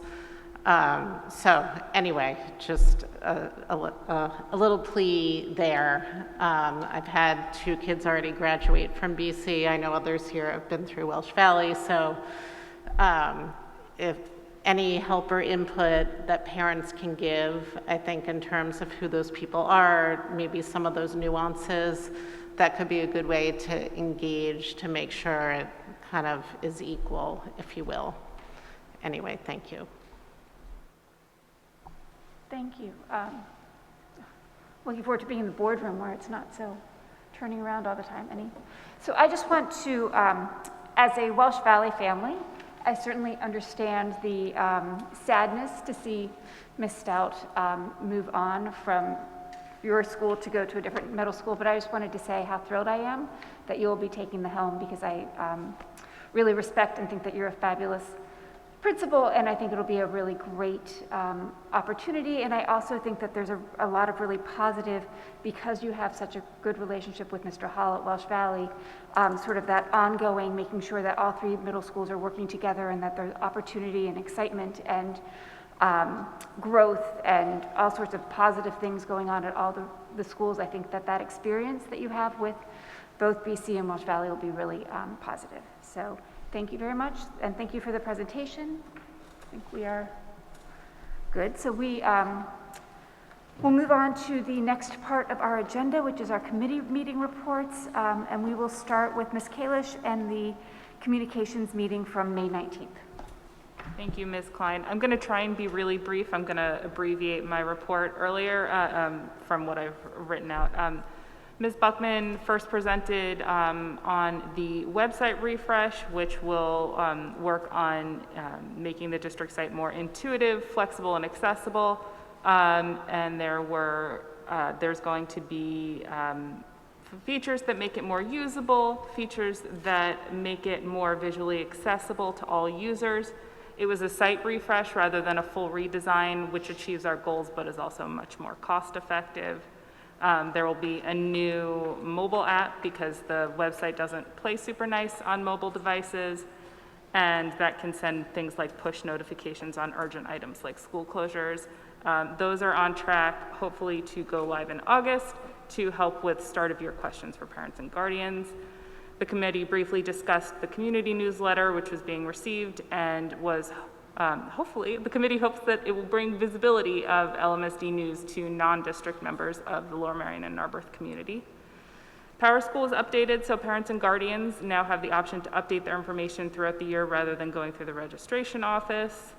The superintendent search has been ongoing with lots of participation in public forums and focus groups, invites were sent out through district emails, social media, school HSAs, and township emails. There were many, many groups from all sorts of different areas of our township. And the committee also discussed possible superintendent onboarding activities. The district has been communicating with the committee about our middle school transition, including an infographic and presentations at the May 5th Curriculum Committee and the May 10th Education Committee, a video of which is available on the board docs website, and feedback was solicited via a survey, which Dr. Paul kindly presented to us.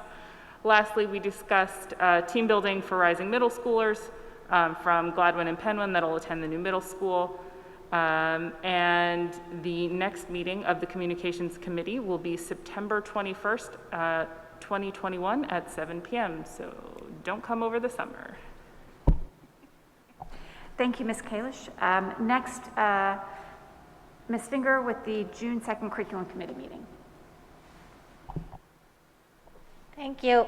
This was a special meeting to hear the presentation on full-day kindergarten by Drs. McElwain and Gaudioso. The full-day K proposal is about students having an equitable future. It's additional targeted support layer to help identify and close any gaps upon entry to our school. It'll serve as early intervention in schools with historically underperforming groups, and it'll further district-wide equity goals.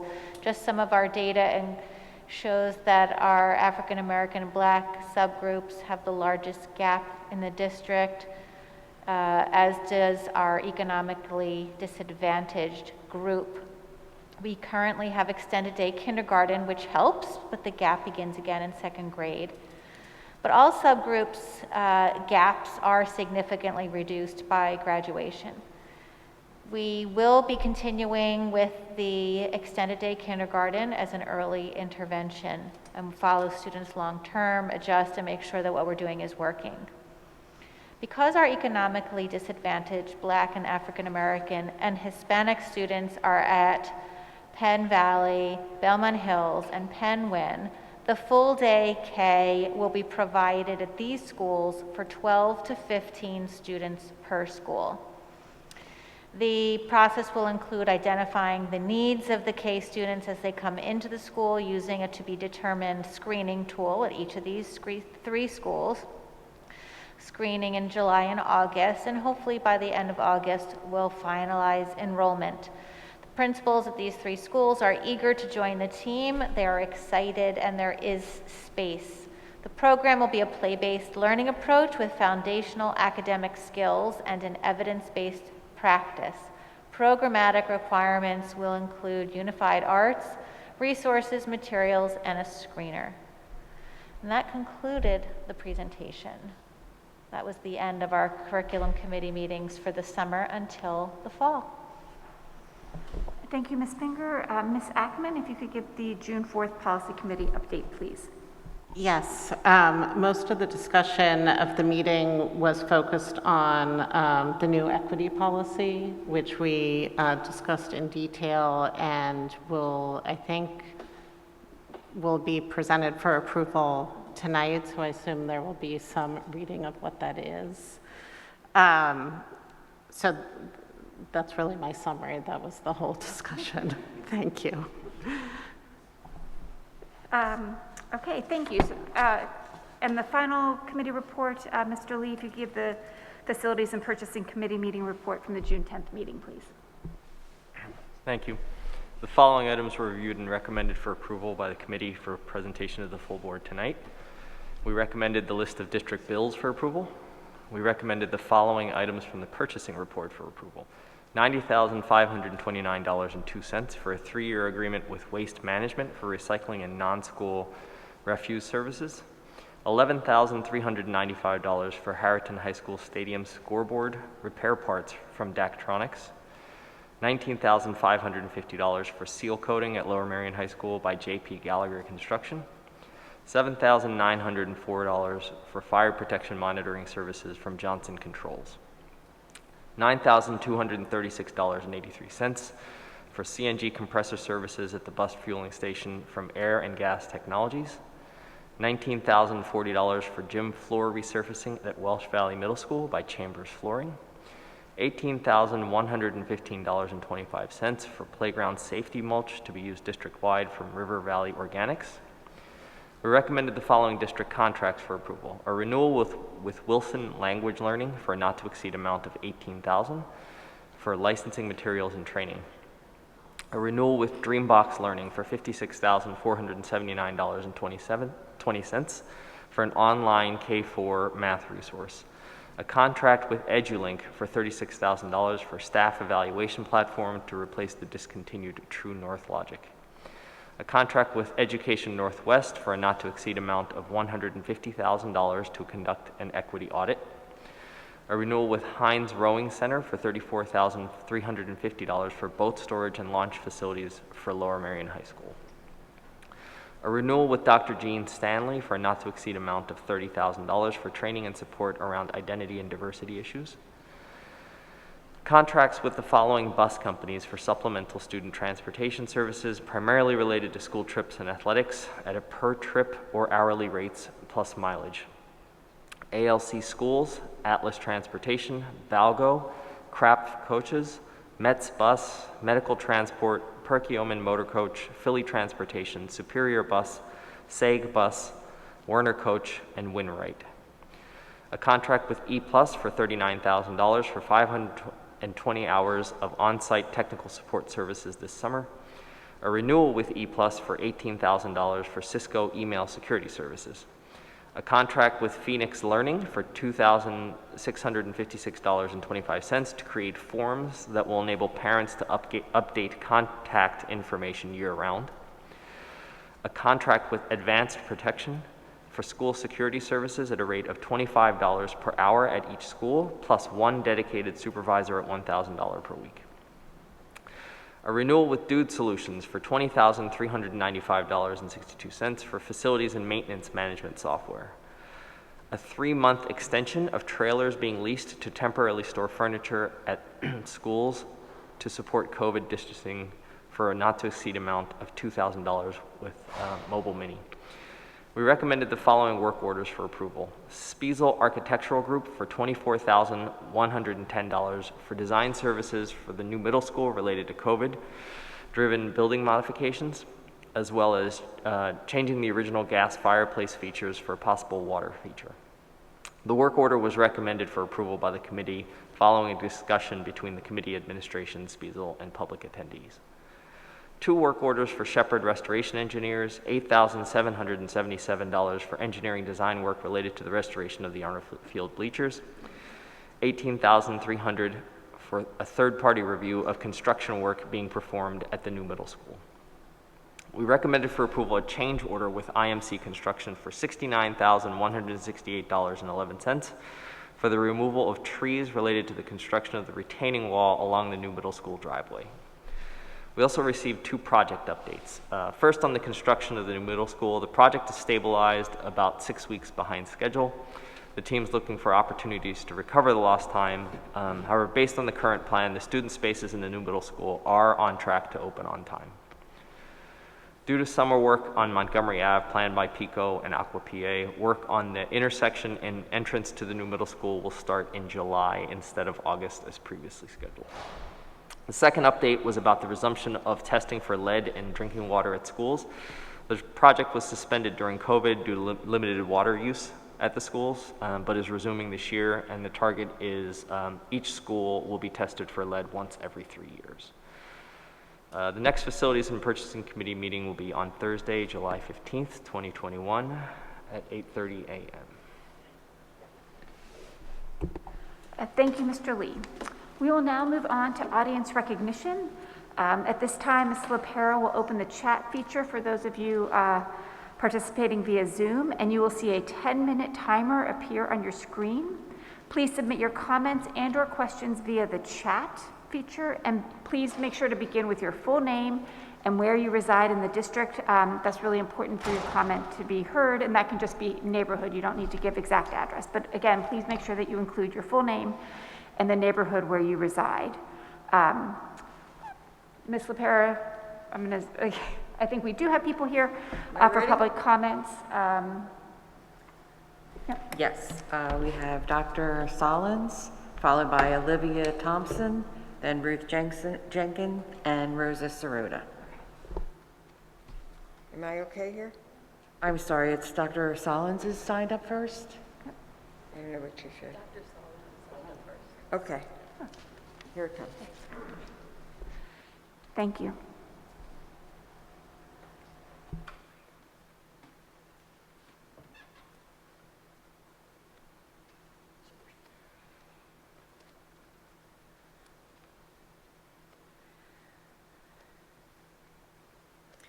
So I'll make this quick. First, let me say, my wife and I moved here to Narberth from Albuquerque, New Mexico.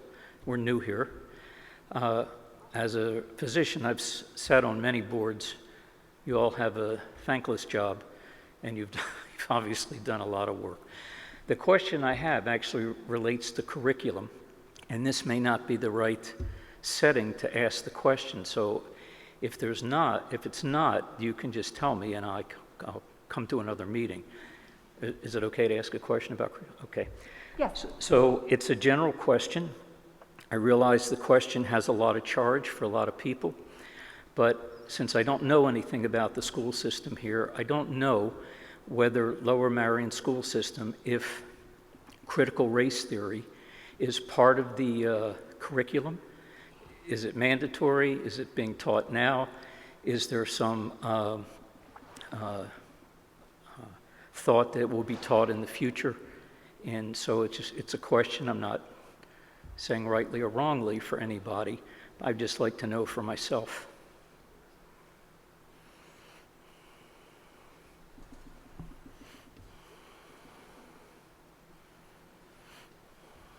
Critical race theory, as I've come to understand it, really got its start in the 70s around legal issues having to do with the legal impact. As an academic course of study, that's not something that's a part of what we do.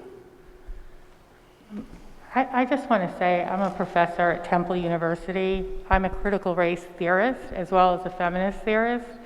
And what critical race theory did get its start in the legal profession, and the concern was to look at how the laws, even if they appear to be equal, would disproportionately affect one group over another, or they were actually purposely disadvantaging one group over another.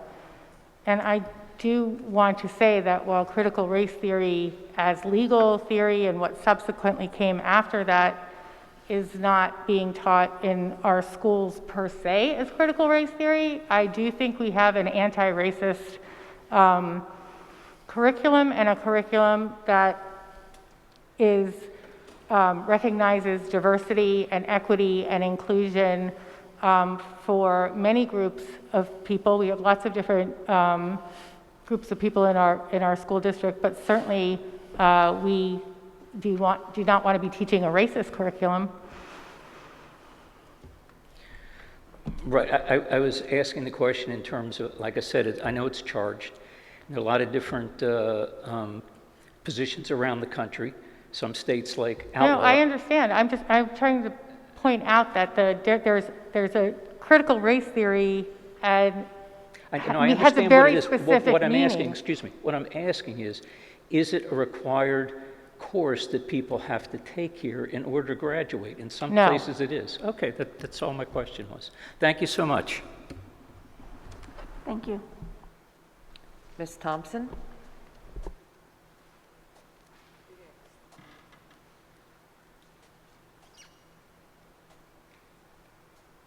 And I'm sorry, when you come up to speak, can you please give your full name and where you reside in the district? Dr. Solins is in Narberth.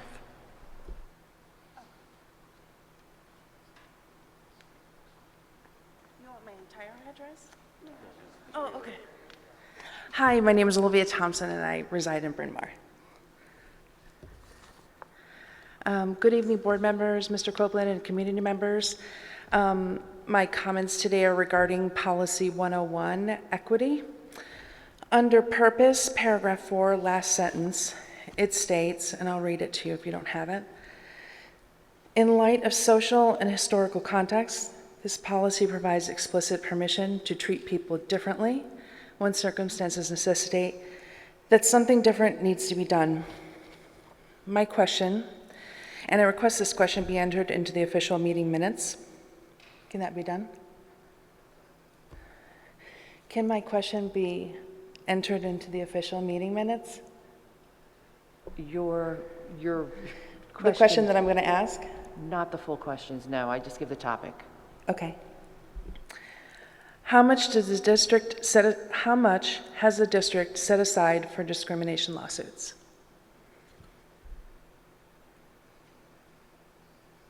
I'm sorry, can you just read your entire questions? You get 3 minutes So to speak. the question is, since we're treating people differently, how much has the district set aside for discrimination lawsuits?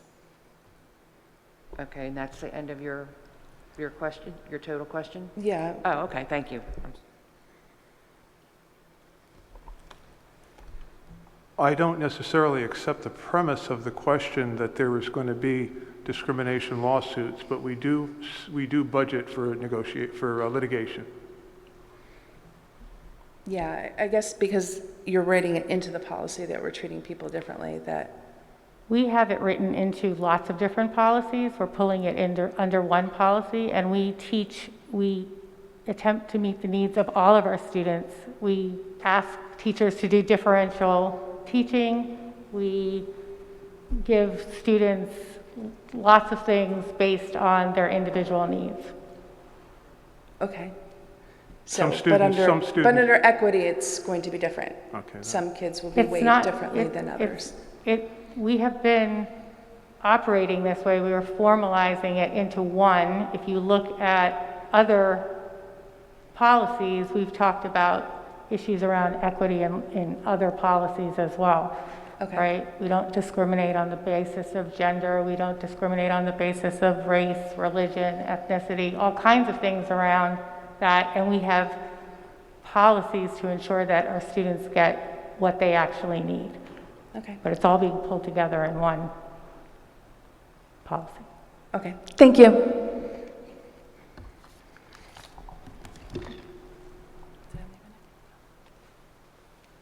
Ms. Jenkins?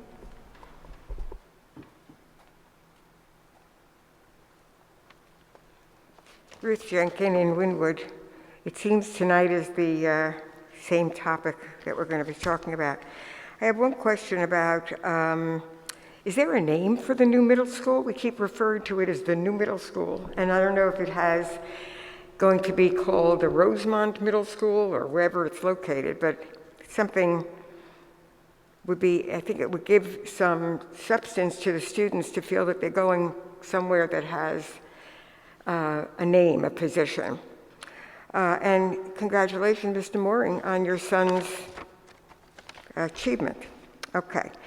So I would like to take this opportunity to clarify my last statement, which was met with a great deal of defense. I apologize if I said something to upset the board. My comments were made as a compliment for all that has been accomplished through the Equity and Race and Anti-Racism Committee. It is what we needed, because if we didn't have this committee, we wouldn't have a policy that would solidify and it was missing from the Lmsb mission statement.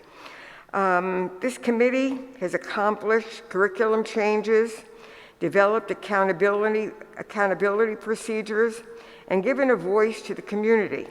I hope that this committee continues to evaluate and explore the dynamic and various needs of the Lower Merion family.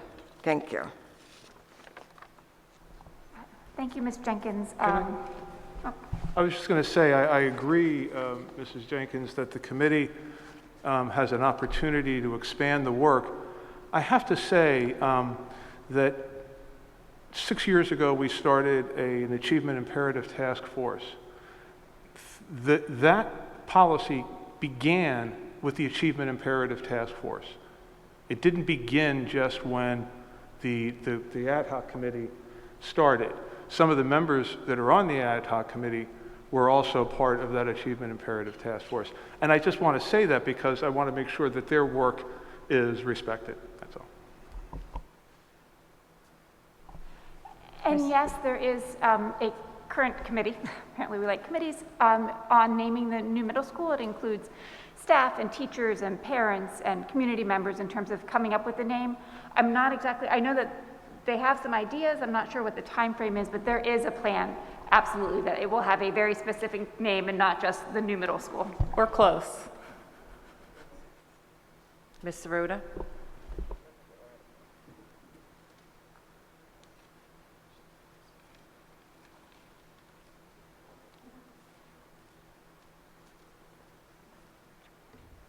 Good evening, Rosa Saruda Wynwood. I just wanted to ask a question. Have any of you, board member, superintendent, any of you checked out dismissal and the situation at Winona Road during dismissal? Are you aware of that situation? You're shaking your head. Does that mean you are? Okay. It is incredibly dangerous. I saw a child almost hit by a car because what you have there, I don't know if most people are aware of it, you have parents parked on both sides of the street waiting for their children to get off the bus.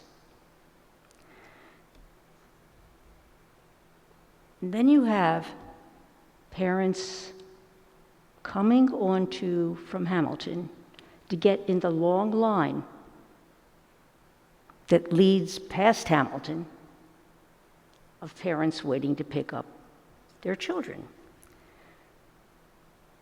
Then you have folks coming from Montgomery Avenue to get onto Owen Road.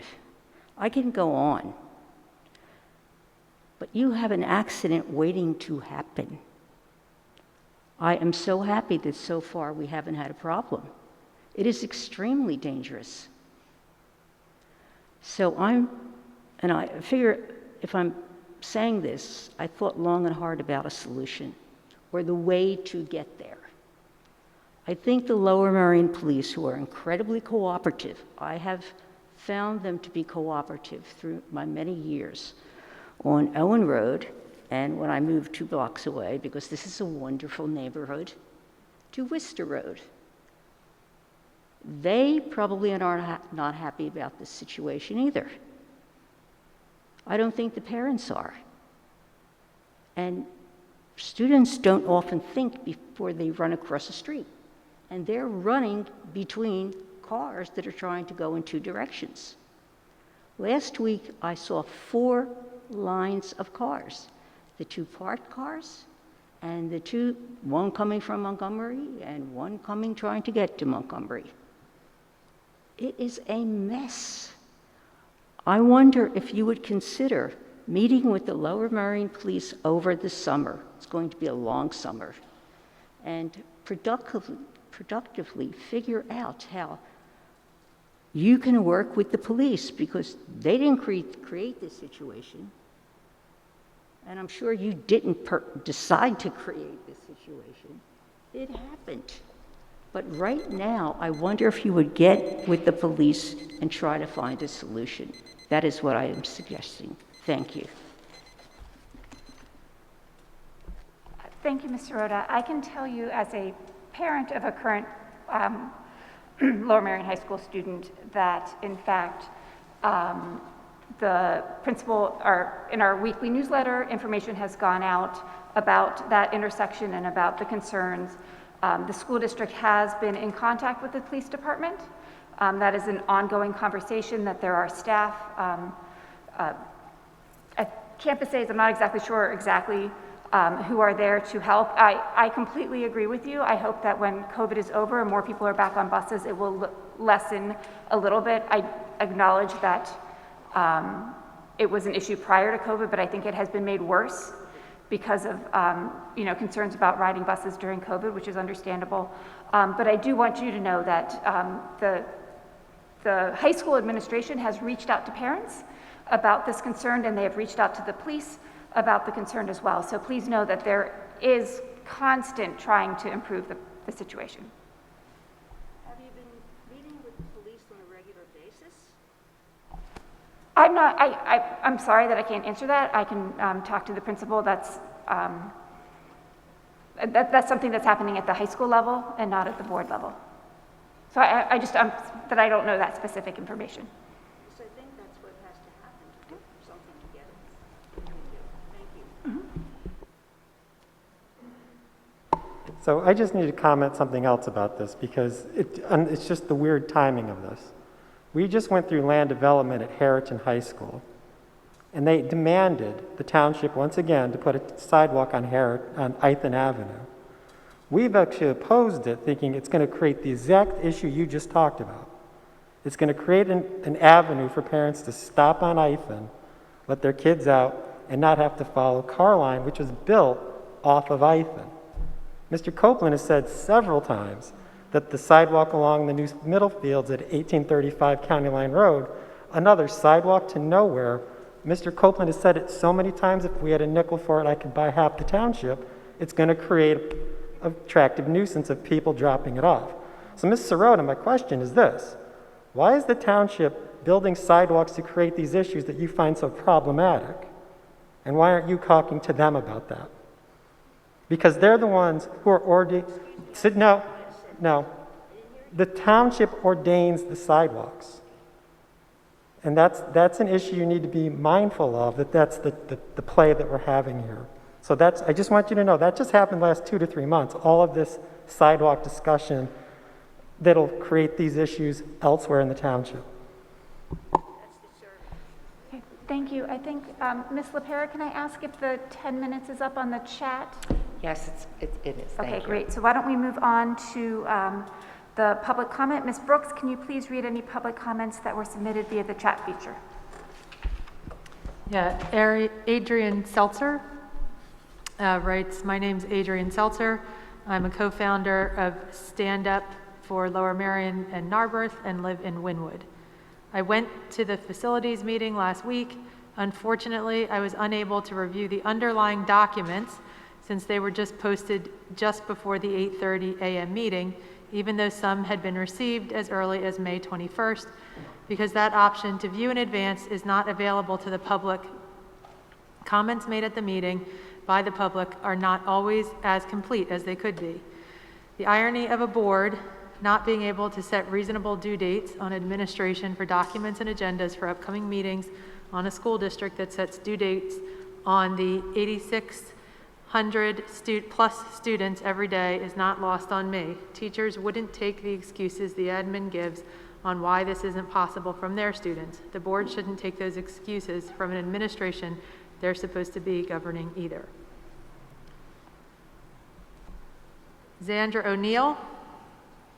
Alexandra O'Neill from Wynwood.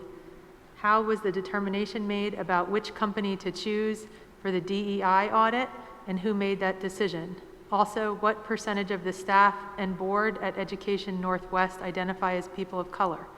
Their website states that to help our partners address pressing problems of educational inequity, we must start within. This sounds good, but it is important to know if the company that the district is planning to hire for a DEI audit is actually starting from within and employing a diverse staff. If you do not know the answer to this question, I would urge the board to get an answer before awarding this $150,000 contract. Let me take a couple of those.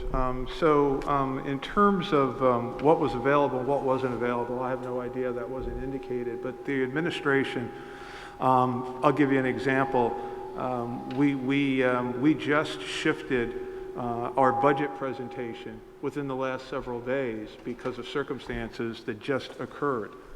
We could have continued with a 3% budget, but when those circumstances changed within a few days, we make changes, and in fact, Mr. Orlando was making changes to make sure that the budget document was accurate this morning. So I respectfully disagree that you can just give an assignment of a specific day when you're talking about a complicated organization. In terms of the people who are doing the audit for us, is Dr. Paul still here? I know that the lead, the principal investigator, is an African-American PhD. Who Yes. else is part of the group? Yes, so the exact team that is doing our project, that has created the project approach for us. Dr. Tanisha Tate-Woodson is an African-American woman who is on staff with Education Northwest. She is joined by 2 other women who are Latina. There is a Korean woman, and there is a Caucasian woman on the team. The process that we used was very inclusive of committee members who've been part of the ad hoc committee, the Achievement Imperative Task Force. They made contributions to the language that we included in a nationally published request for proposals. We had 14 responses to that RFP. We honed through the responses. We narrowed it down to 4 or 5 on a short list. We interviewed 3 with a committee. We took 2 of those groups forward to another final round of interviews with board members and administrators, and ultimately decided that the team from Education Northwest had the best balance of skills and experience. Dr. Woodson is a very experienced and accomplished a woman who practices culturally responsive and equitable evaluation practice. And so we feel very strongly that the set of expertise and experience that this team brings to the table is right for us here in Lower Merion. As to the exact percentage of diversity at Education Northwest, I think if you take a look, we had the same question, because when we first looked and scrolled very quickly down the page of pictures, there are a lot of light-colored people. But if you look more closely, you'll see that a large proportion of those staff members are actually Latinx, Indian American, Native American, and Asian American. So I would urge people to look very closely at the group as a whole, but specifically the team that is going to be working on our work, we feel is very strong in representing people of color and that culturally responsive evaluation practice and expertise. Thank you, Christine.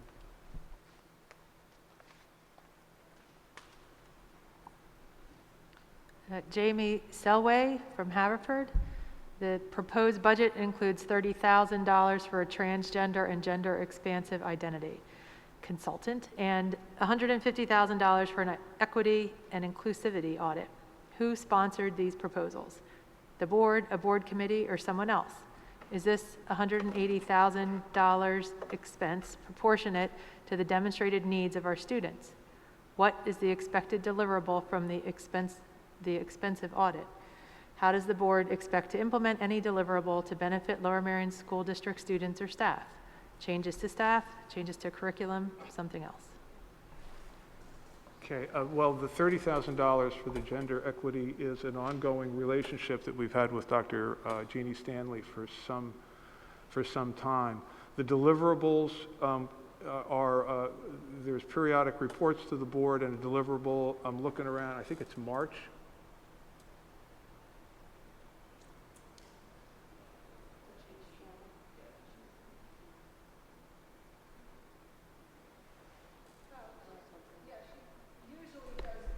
Can you please go up to the microphone?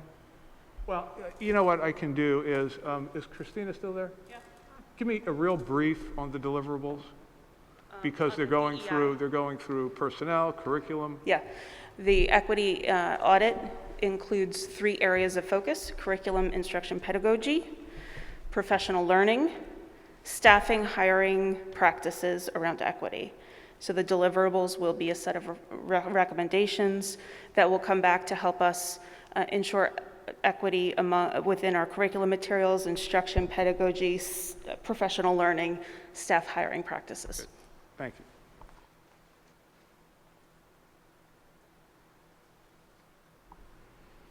Carrie Bryce, Marion Station. What are the average class sizes currently for 5, 6, 7, 8th grade? And what are the average class sizes for 5, 6, 7, 8th grades anticipated to be after the new middle school is built?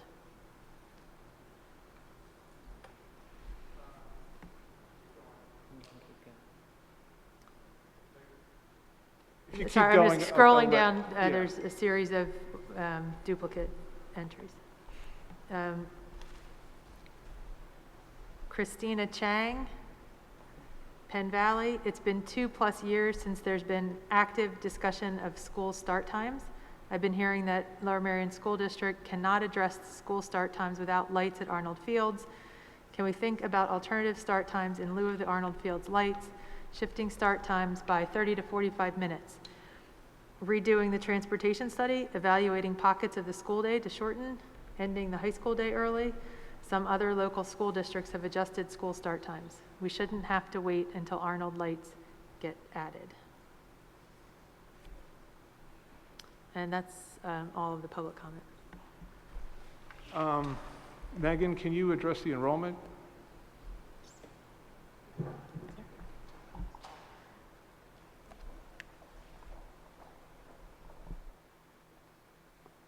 So I believe I heard the question as what will class sizes look like under the new realignment of grades. It's as much a function of staffing at that point as it is facility, because it gives us opportunity to create lower class sizes, but that's driven by the staffing numbers that we hire to support smaller class sizes. So I would say right now we haven't discussed specific class size guidelines as we move into the new school, but that would be an opportunity for us to look into that. Okay, thanks. And Dr. Stanley, I know you... And Dr. Stanley, as you mentioned, has had an ongoing relationship with the district for quite some time, working on identities and belonging within the district. She was a leader in helping us create our original GET policy, gender expansive and transgender student policy, that has been recently revised. She works directly with staff, students, and leads professional learning across the district in support of the implementation of that policy, as well as support of our student groups, such as our GSA groups at both the middle and high school levels. So there's a sampling of some of the work she's been supporting over a period of time for us. And it is a not to exceed amount, so we haven't been reaching that $30,000 limit in recent years. Thank you. Sure. And I believe that's all for public comments. Thank you very much, Ms. Brooks. So we'll now move on to our business agenda. We do have several items that will be removed from the consent agenda, for individual vote, just so that you know in advance. It is the budget, it is the 5 through 8 transition, and the equity policy. Sorry, Ms. Schaefer, I should have asked you to stay. If you could please read the recommended action for the 5 through 8 grade transition resolution.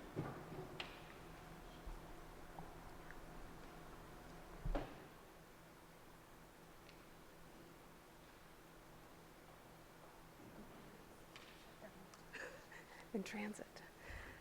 So this is the recommended action item for the 5-8 grade transition, which is that the administration of Lower Merion School District recommends that this Board of School Directors approve the 5-8 grade transition resolution as presented in the agenda.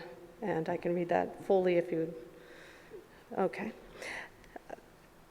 By way of background, in 2018, after extensive consideration and study, the Lower Merion School District decided to build a third middle school, which is, we're naming the new middle school as of this time, and reorganize its schools K4, 5, 8, and 9, 12 to accommodate significant enrollment growth. The district's administration has recommended, based upon a multitude of factors, to move all 5th grade students to the middle school level, as well as a realignment of the middle school feeder patterns beginning with the 2022-23 school year. Now, therefore, be it resolved that the Board of School Directors of Lower Merion School District authorizes the district's administration recommendation beginning with the 22-23 school year as follows. All current elementary schools, including Belmont Hills, Kenwood, Gladwin, Marion, Penn Valley, and Penn Wynne, will serve students in grades K through 4. All middle schools, Ballard-Kenwood, Welsh Valley, and the new middle school will serve students in grades 5 through 8. And all high schools, Harriton and Lower Merion, will serve students in grades 9 through 12. Further, beginning with the 22-23 school year, students will be assigned in accordance with the new feeder patterns as follows. Students in grades 5, 6, 7, and 8 within the attendance areas of Belmont Hills and Penn Valley Elementary Schools during the 22-23 school year will attend Welsh Valley Middle School. Students in grades 5, 6, 7, and 8 within the attendance areas of Kenwood and Marion Elementary Schools during the 22-23 school year will attend Ballard-Kenwood Middle School. And students in grades 5, 6, 7, and 8 within the attendance areas of Gladwin and Penwyn Elementary Schools during the 22-23 school year will attend the new middle school. The superintendent is authorized to take any actions necessary to effectuate this change, including the revision of any administrative regulations pertaining to attendance areas. Thank you. Are there any questions from the board? Do I have a motion to approve? So moved. A second? Second. All in favor? Aye. Any opposed? Any abstentions? Motion passes. Next is the adoption of the 21-22 budget. Mr. Orlando? Yes, the administration recommends that the Board of School Directors adopts the 2021-2022 budget for the Lower Merion School District for the fiscal year beginning July 1, 2021, per the attachment, which sets the tax rate at 30.7768 mils by adopting the attached budget resolution, and further, the board adopts the attached real estate tax resolution, and further, that the listed resolutions 1 through 15 be adopted. Thank you. Are there any questions from the board? No. Okay. Do I have a motion to approve? So moved. A second? Second. All in favor? Aye. Any opposed? Any abstentions? Motion passes. And finally, we wanted to also break out the equity policy. I just wanted to take a moment that I'm really proud of the work that the students and the community and the staff and the administration who all came together to help develop this policy. Something that did start quite a long time ago, but also sort of pushed along as well by some of the events of the last year. I said this at graduation last week, I guess, and I wanted to say it again. I especially want to acknowledge the students' continuing fight for justice. Their activism really inspired us as a board to convene our ad hoc committee on equity and anti-racism and to work on completing this district-wide equity policy. Even though our students will graduate and move on to serve, their impact will continue to be felt by all of the students who follow. We read the equity policy last week, so I'm not going to suggest that we read it, not last week, last month. I'm not going to suggest that we read it again, but I do want to ask if anyone has any other comments. Okay. Is there a motion to approve? So moved. A second? Second. All in favor? Aye. Any opposed? Any abstentions? All right. Motion passes. So now we are going to move forward with approving tonight's agenda via consent. Are there any questions from the board around that? Okay. Do I have a motion to approve tonight's agenda via consent? So moved. A second? Second. All in favor? Aye. Any opposed? Abstentions? Great. Motion passes. Ms. Brooks, can you please give us a report on the Sunshine Act? In accordance with Act 93 of 1998, the Sunshine Law, the Board of Directors met in information executive session on June 7th to discuss budget litigation and real estate litigation. Thank you. So our upcoming meetings, just a reminder, our next full board meeting will be on July 19th.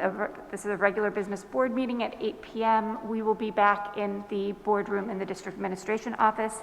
For those of you that may not know, our committee meetings usually end in May or June and reconvene in September. Other than the Facilities and Purchasing Committee that committee continues to meet.